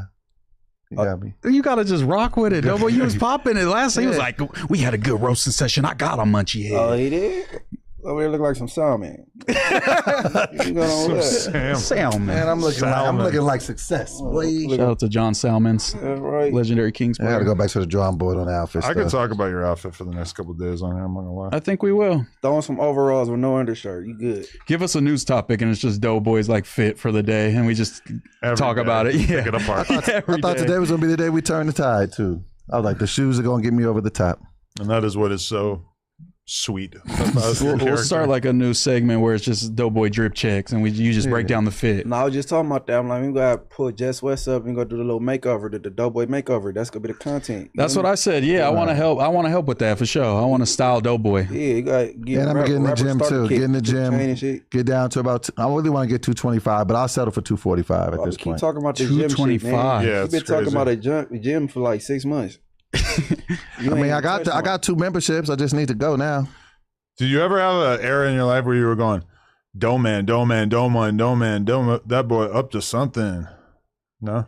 No, but I did fuck with the song back in the day. The Jump I did like that You got to song. make a Fat Drake version of that. Oh. And now we're rocking. I think the world needs another Fat Drake parody. I need to do one soon for the streets. You know, I watched a video the other day that was like shit girls say, and it was from like 15 years ago. Oh God. And it was so unfunny. And I was like, this is giving me an emotion. It reminds me of something. I'm like, what is this reminding me of? And I'm like, oh yeah, this is what, like when I watched the Fat Drake thing, where it's just like 10 years ago, like what could make somebody laugh on the internet was so Was that Cody Ko? different. Not I the feel like one they that used to I make- watched, used but there to was a make shit lot like that. this. Like Yeah. and I watched a couple other ones to make sure that it wasn't just this one. But there was a video that I remember thinking was like so funny back in the day that was just like shit skaters say. And I watched it, and it was the dude from the 9 Club, Chris. And it's just like so unbelievably unfunny in this day and age. And I would have swore it was the funniest thing I ever saw when it came out. And I like that. The Fat Drake thing was like the same thing. It's like Facebook humor, that era of Facebook humor. It's just a little cringe now, but hey, you got what, 20 million views? 20 or something? mil, a little 20 ball. Hey, I can't say nothing with that type of numbers. Yeah. You said 20? 20. 20 Happy Meals, huh? Yeah, did my thing. That's dope. Ran them numbers up. I need to get back in the lab with the Fat Drake shit. I don't know. Maybe it's With a past pen its and a time. pad. Go blow the dust off your plaques. Damn, you ain't had a hit since Tyga and Mustard. Damn. That was mean. That was mean. That was mean. You're doing great, Doughboy, and we all We love trying you. to. No, Jess West said you did good at the she pulled Comedy up. show? Yeah. I did my thing. It was. I give it about a 65%. I need to. Oh, you didn't really tell us much about that afterwards, so that kind of made me feel like it probably wasn't that great. I mean, it was my first time being on stage in a couple of months, so I had to knock some dust off. And, you know, a couple of months for a comedian, that's like years. An average working comedian should be on stage at least 4 to 6 times a week just to stay sharp. Really? Because it's mechanics to this shit. She sent me a couple videos when you was up there. Yeah. You know my critique? What's your You need to critique? be more vulgar. Be more vulgar? Yeah, you need to be like, you know what I'm saying? It's a little too clean You know, cut. yeah, like comedians, the best ones is offensive kind of sort of. You know what I'm saying? Right, just getting to that fuck it bag. Yeah, like that's what YOLO. You do sometimes. When you said drink bitch, when you were impersonating AB, that was fucking hilarious. When he was trying to get Astrid to drink. Oh, yeah. That shit was so funny. Drink bitch. And I was like, okay, Doughboy, you got him one. Let's Hey, go. but you so nice. That's why I want you to roast somebody. Like, be mean. Like, go back and like, you know what I'm Getting saying? their ass. Yeah. Okay. Call somebody dirty on a podcast. Get it off. Come on. Who, me? Yeah. Right now? Yeah, call me dirty. You dirty motherfucker? Yeah. Oh, hell yeah. Probably said dirty Mexican. My mama seen that clip. At least if you said dirty Mexican, it could have been like a little funny. Call me a dirty beaner. Oh, hell no. Ooh, yeah, say that. You're word. Mexican. Say Try to that get this nigga word. canceled. Say that Dirty word. beaner. Oh! You really racist. Raza, cancel this dude. He's fucking a quarter raging Mexican. racist. I can say that. I'm a quarter Mexican. La Raza gives me a pass. Nah, that's You know what not La cool, Raza bro. means? Yeah. Our people. The race. Our I think he's more correct, but you know, it's the same idea. Get it totally wrong. Same idea, you know. Yeah, I'll give it to you. Yeah, but everybody go to Doughboy's comments and say you're canceled. Does his version also work? This is interesting that there's a guy in the chat trying to accuse me. What of the hell? something On some weird. Sydney Star shit. Yeah. That was not him at that hotel. Wait, Okay, what was I Sydney about Star. to look up? I already forgot. Man, I'll never forget Why Not Me. That was just So Sydney Star broke. She ain't got no bag. Why she ain't bail out yet? I don't Sydney Star broke, fucked up, having to bang 14-year-olds. broke back. That's crazy. Not a, I feel like she shouldn't get no bail though. You doing that type of shit? Oh, yeah. Lock her Just up. say, just Lock hold them up. up. Yeah. Lock the homie. him up. I don't know what they're gonna say. Why the 14-year-old couldn't whoop that nigga, man? I mean, probably like a gay person. It was like a 14-year-old that was like zesty. I mean, I feel like within the gay community, there's a lot of like grown gay dudes that are like willing to take advantage of like young, confused gay boys. What's his name was saying that? What was that Milo. guy? Yeah, Milo was Milo like bragging about it. Like, oh yeah, I used to fuck all these old dudes when I was a little boy. And That's shit. what got him like shit. actually canceled, was him like kind of gleefully talking about like the relationship between grown men and young boys in the gay community. But I do think there's sickening. There's a lot of really like weird behavior that goes on in that world. That's crazy, man. Yeah. That's all bad. And the gay dudes think that they're like welcoming these young gay soldiers into their army. That's like, what Milo was saying. like Like it's predators. like you need to have that as part of your life as a gay man. Like being a boy fucking with older. Like that's crazy, bro. Right. I'm glad he got canceled. Like it's a flex to be a young gay dude fucking with an older gay dude. Like you need that to like learn the way of being gay. You know what I'm saying? Type shit. You feel me? Like That's pretty predatory. yeah, it's I wonder pretty what crazy. Jason Lee got to say about this. I hope he would not agree, and I don't think he would agree with that. No, I don't believe that for sure. He's probably anti child molestation. Yeah, absolutely. Yeah, I believe that Jason I'll ask him. clarify, but I'm just gonna hedge my bets. I just that want he's gonna be against that. Cause like the weirdo, what's his name? Gay Tony. Yeah, Gay Tony. You say like he was getting. Oh my, never mind. yeah. He got molested? Dark. I think he said some shit like that. That nigga Gay Tony crazy. But I guess like if you have that type of trauma, you're just trying to make sense of it, and like making it seem like it's some cool thing is better than like you got fucking molested, you know? So I guess I've been hiding my molestation for years. Oh, it's okay. You could sit down with Munchie. Y'all could get into it. Munchie will help let you it sort out. it out.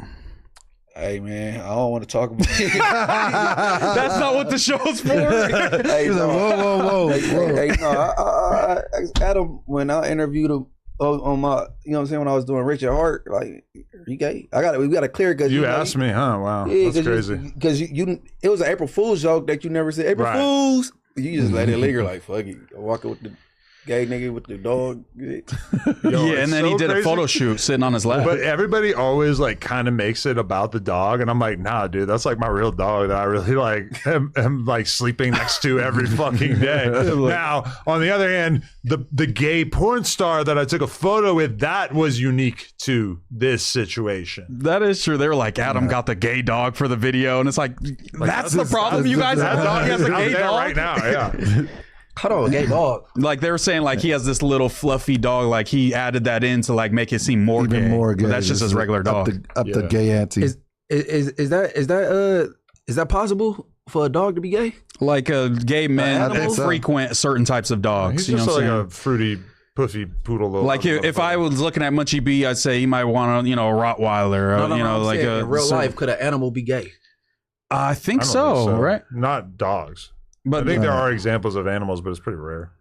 Dolphins are sexual predators. That's not true. They are sexual predators. I feel like you like just say things that you've. I heard think that's that- actually true. That's actually true. But like an They group Okay. assault other dolphins. And they try to. We've done this on here before. Are dolphins sexual They is. predators? yeah, R-worders. They be gang raping people. They'll do it to humans. Mooseman, do you want to read this? While wild male bottlenose dolphins exhibit aggressive, coercive, and non-reproductive sexual behaviors such as forming alliances to herd and force mate with females, labeling them as sexual predators is inappropriate application of human legal and moral terms to animal behavior. So they do sexual assaulty type things, but you can't really say that because they're animals. They're crazy. Basically. Dolphins are crazy. We had like a whole episode of the No Jumper Show where we got super high and we were talking about this for like a long time. Yeah, I think it. But I mean, yeah, if we're talking about just straight across the board, keeping that same energy, they are. You're correct. They're monsters. They're monsters. They be flipping. Monsters of the sea. Yeah, Jaleel, stay away. They challenge sharks and shit. Like the dolphins are psychopaths. They do things that any reasonable human would regard as being basically like gang rape if it wasn't an animal. Nigga, but you 40? it is No. it is wrong Not to me. apply those logic to animals, basically, because they know not what they do. And I feel like the sea has something to do with it. If it was like a chimp doing that, it would be like Chimps are crazy too. Yeah, but I'm saying like I feel like we're more likely to say, "Yo, they're." I don't think a chimp can rape either. No, but they like attack humans. They're like really, really smart. They're like, they know where to go. They'll like rip your face and your ears off and your nose. Don't ducks have weird dicks? And they be like raping each other. I think ducks are crazy. I think I heard something about Yeah, ducks I being heard about crazy, something too. like that. Like they like latch on. I go on like stupid rabbit holes about like animals like sometimes. duck dicks. You used to be watching Animal Planet and shit. Yeah, sometimes just get lost into their world and their psychology. Get lost Pretty into their. fascinating to me. Yeah. Do you ever just wish you were like an animal? A Like, barracuda. because like a lot of the problems that you have would kind of go away if you were an animal. If you were an eagle, all your problems would go away. I could just fly, just be out of here. Yeah, fly like an eagle. If you were an animal, you could rape as much as you want. And Nobody would lock you up. I don't want to rape. Just say that's what eagles matter do. the species I just I want to am. rape. It's your boy, Doughboy, the eagle. You should form like or you should make like a series of like anti-rape like PSAs that we could put them all over LA. Like, we'll He's create like- a campaign. He's like, Rape is wrong. Just ask me. It's dope, and I'm here to tell you: don't rape anyone. that's like his CMAC I phrase. approve this message. Yeah, because like Face ass. Never commit. never rape. commit suicide is pretty like well like spread out into the culture. Yeah, we got enough of that. We need a We new already know. message. Yeah. Yeah. Nobody's doing that anymore. Yeah. Are you gonna go to Zoomies to get your Back on Fig merch? I went to Zoomies and they didn't have any Back on Fig merch. I swear to God, I was at the mall like 2 days ago and I was like, let me stop by Zoomies real quick. Told my bae, let's go up in there. I want to see if, I could get a BOF shirt. And it wasn't in there. To buy it. Yeah. It wasn't in there. I would have bought it. I would have took a pic with the thing. I was ready to do all that, but maybe they just haven't gotten the stock yet. But They shout out probably to got it them. at the Fox Hills. Yeah, I think it was at a certain mall More they went so, to. like, But they said they're going to be having a lot of Zoomies, so shout out to them. Yeah. That's cool. Yeah. Let's take a trip, though, boy, and get a I'm with BOF fits. I remember I had a Zoomies drop one time with on some shit. That's fire. They do an order, and then like it doesn't sell that good, and then they just don't order from you again. Okay. But who knows? Maybe We'll see. they'll buck the system. I think they had to spell Figueroa different. Because isn't there an E in it? Like it was spelled like Figgeroa. Whoa. I swear to God. Figger? What I saw. Yo. It's a wild guy. I think I'm not like trying to be edgy. I think What are you calling them? you want to find it? Yeah, I didn't even peep that. I didn't even peep that it was spelled weird. That's crazy that Zoomies is like kind of co-signing prostitution, Whoa. right? I guess Fig, that is what it's closely associated with. Yeah, Oh, look. they spelled it Oh, yeah. I think it's like Figgeroa. like maybe there's a different Is it like some copyright issue, you think? Like they that's might what get I was sued? thinking, because it's like an actual street name, so maybe they have to like change it to a different spelling.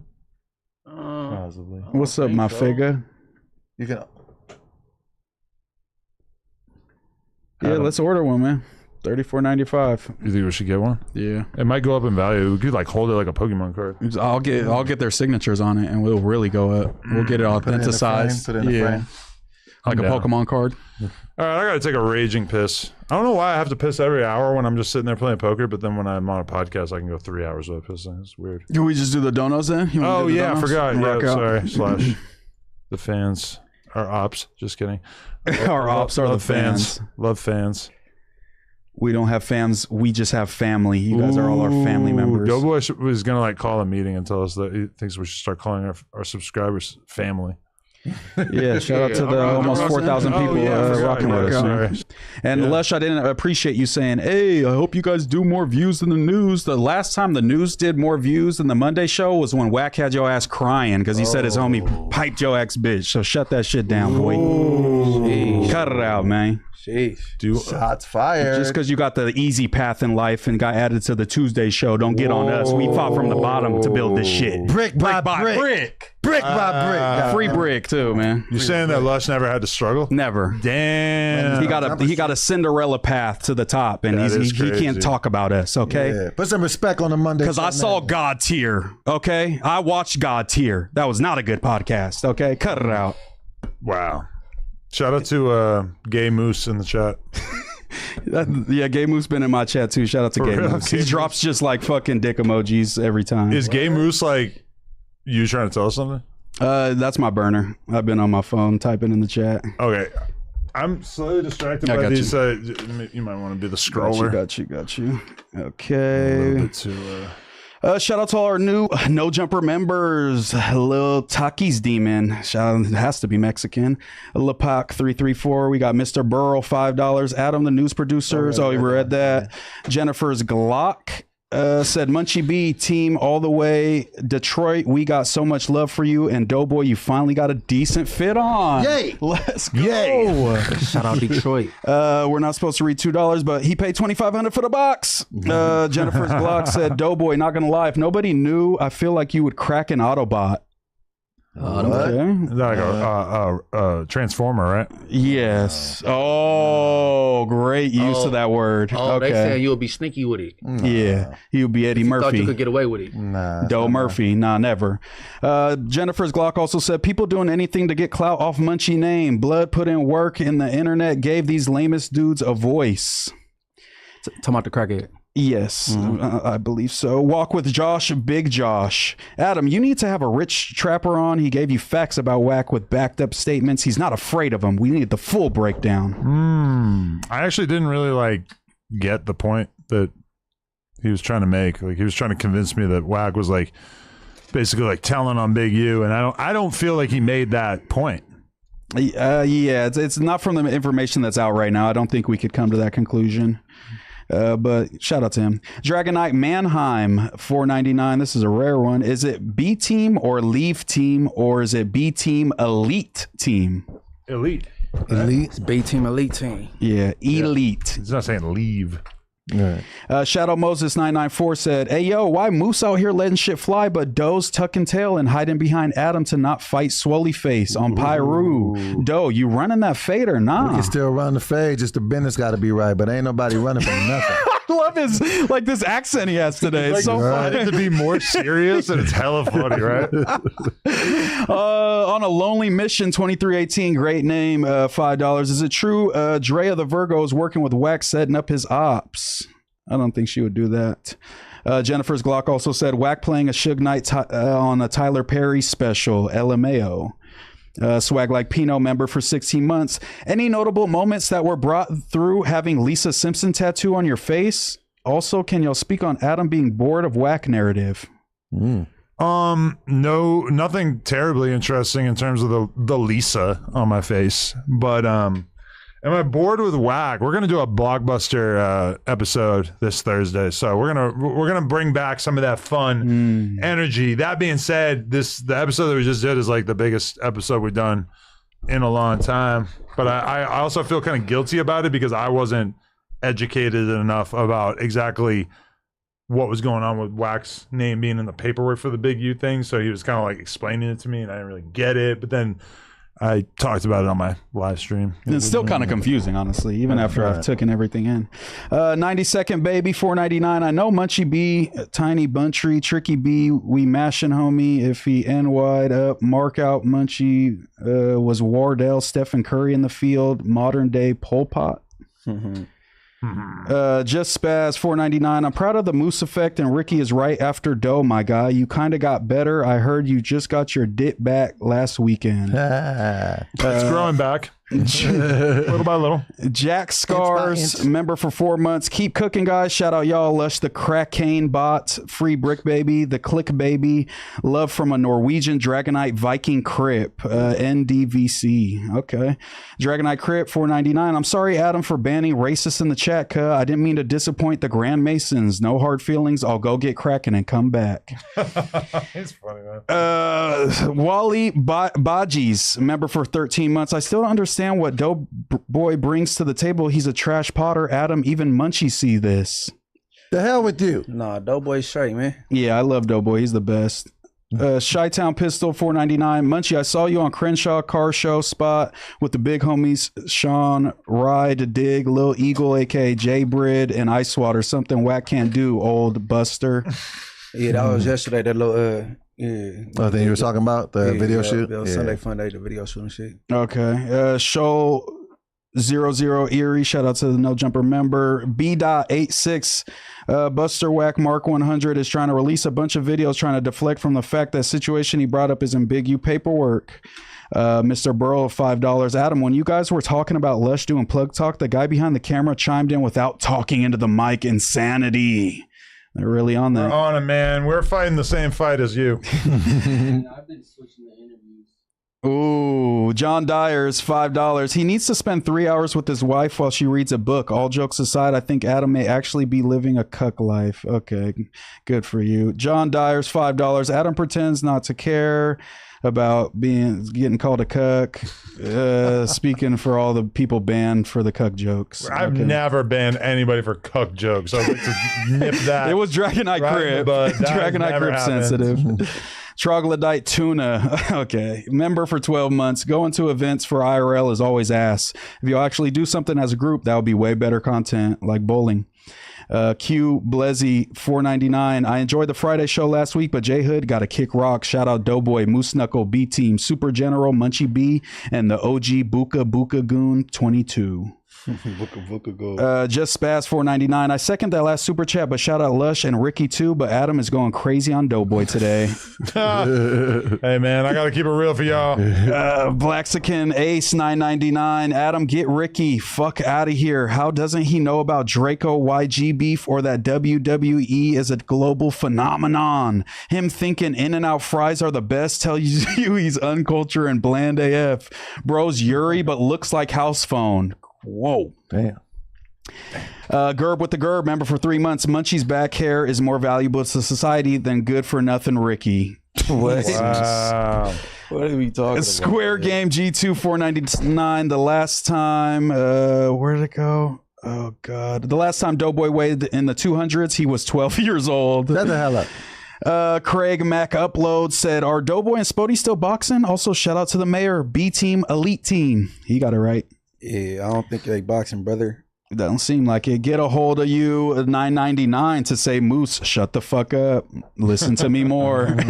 Mango Toang 7542, member for 2 months. Munchie is fake blind. How does he know the chat is ruthless and he talks about stuff a blind man could never see? That's a mystery. Just Spaz, DJ Paz, welcome to the members. Retro Future Lens, $4.99. Bring Brandon back. We need the chaos. These Gus don't create moments. It's worth paying Brandon more for the content. We'll get right on it. Dragon Nuts Tuna, member for 5 months. Free Dragonite Crip.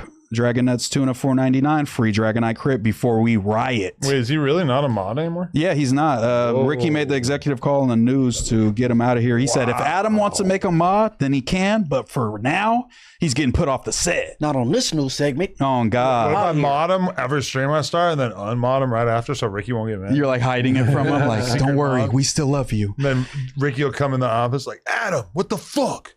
Yes, sir. And then they're gonna have to fight, and there'll be a boxing match.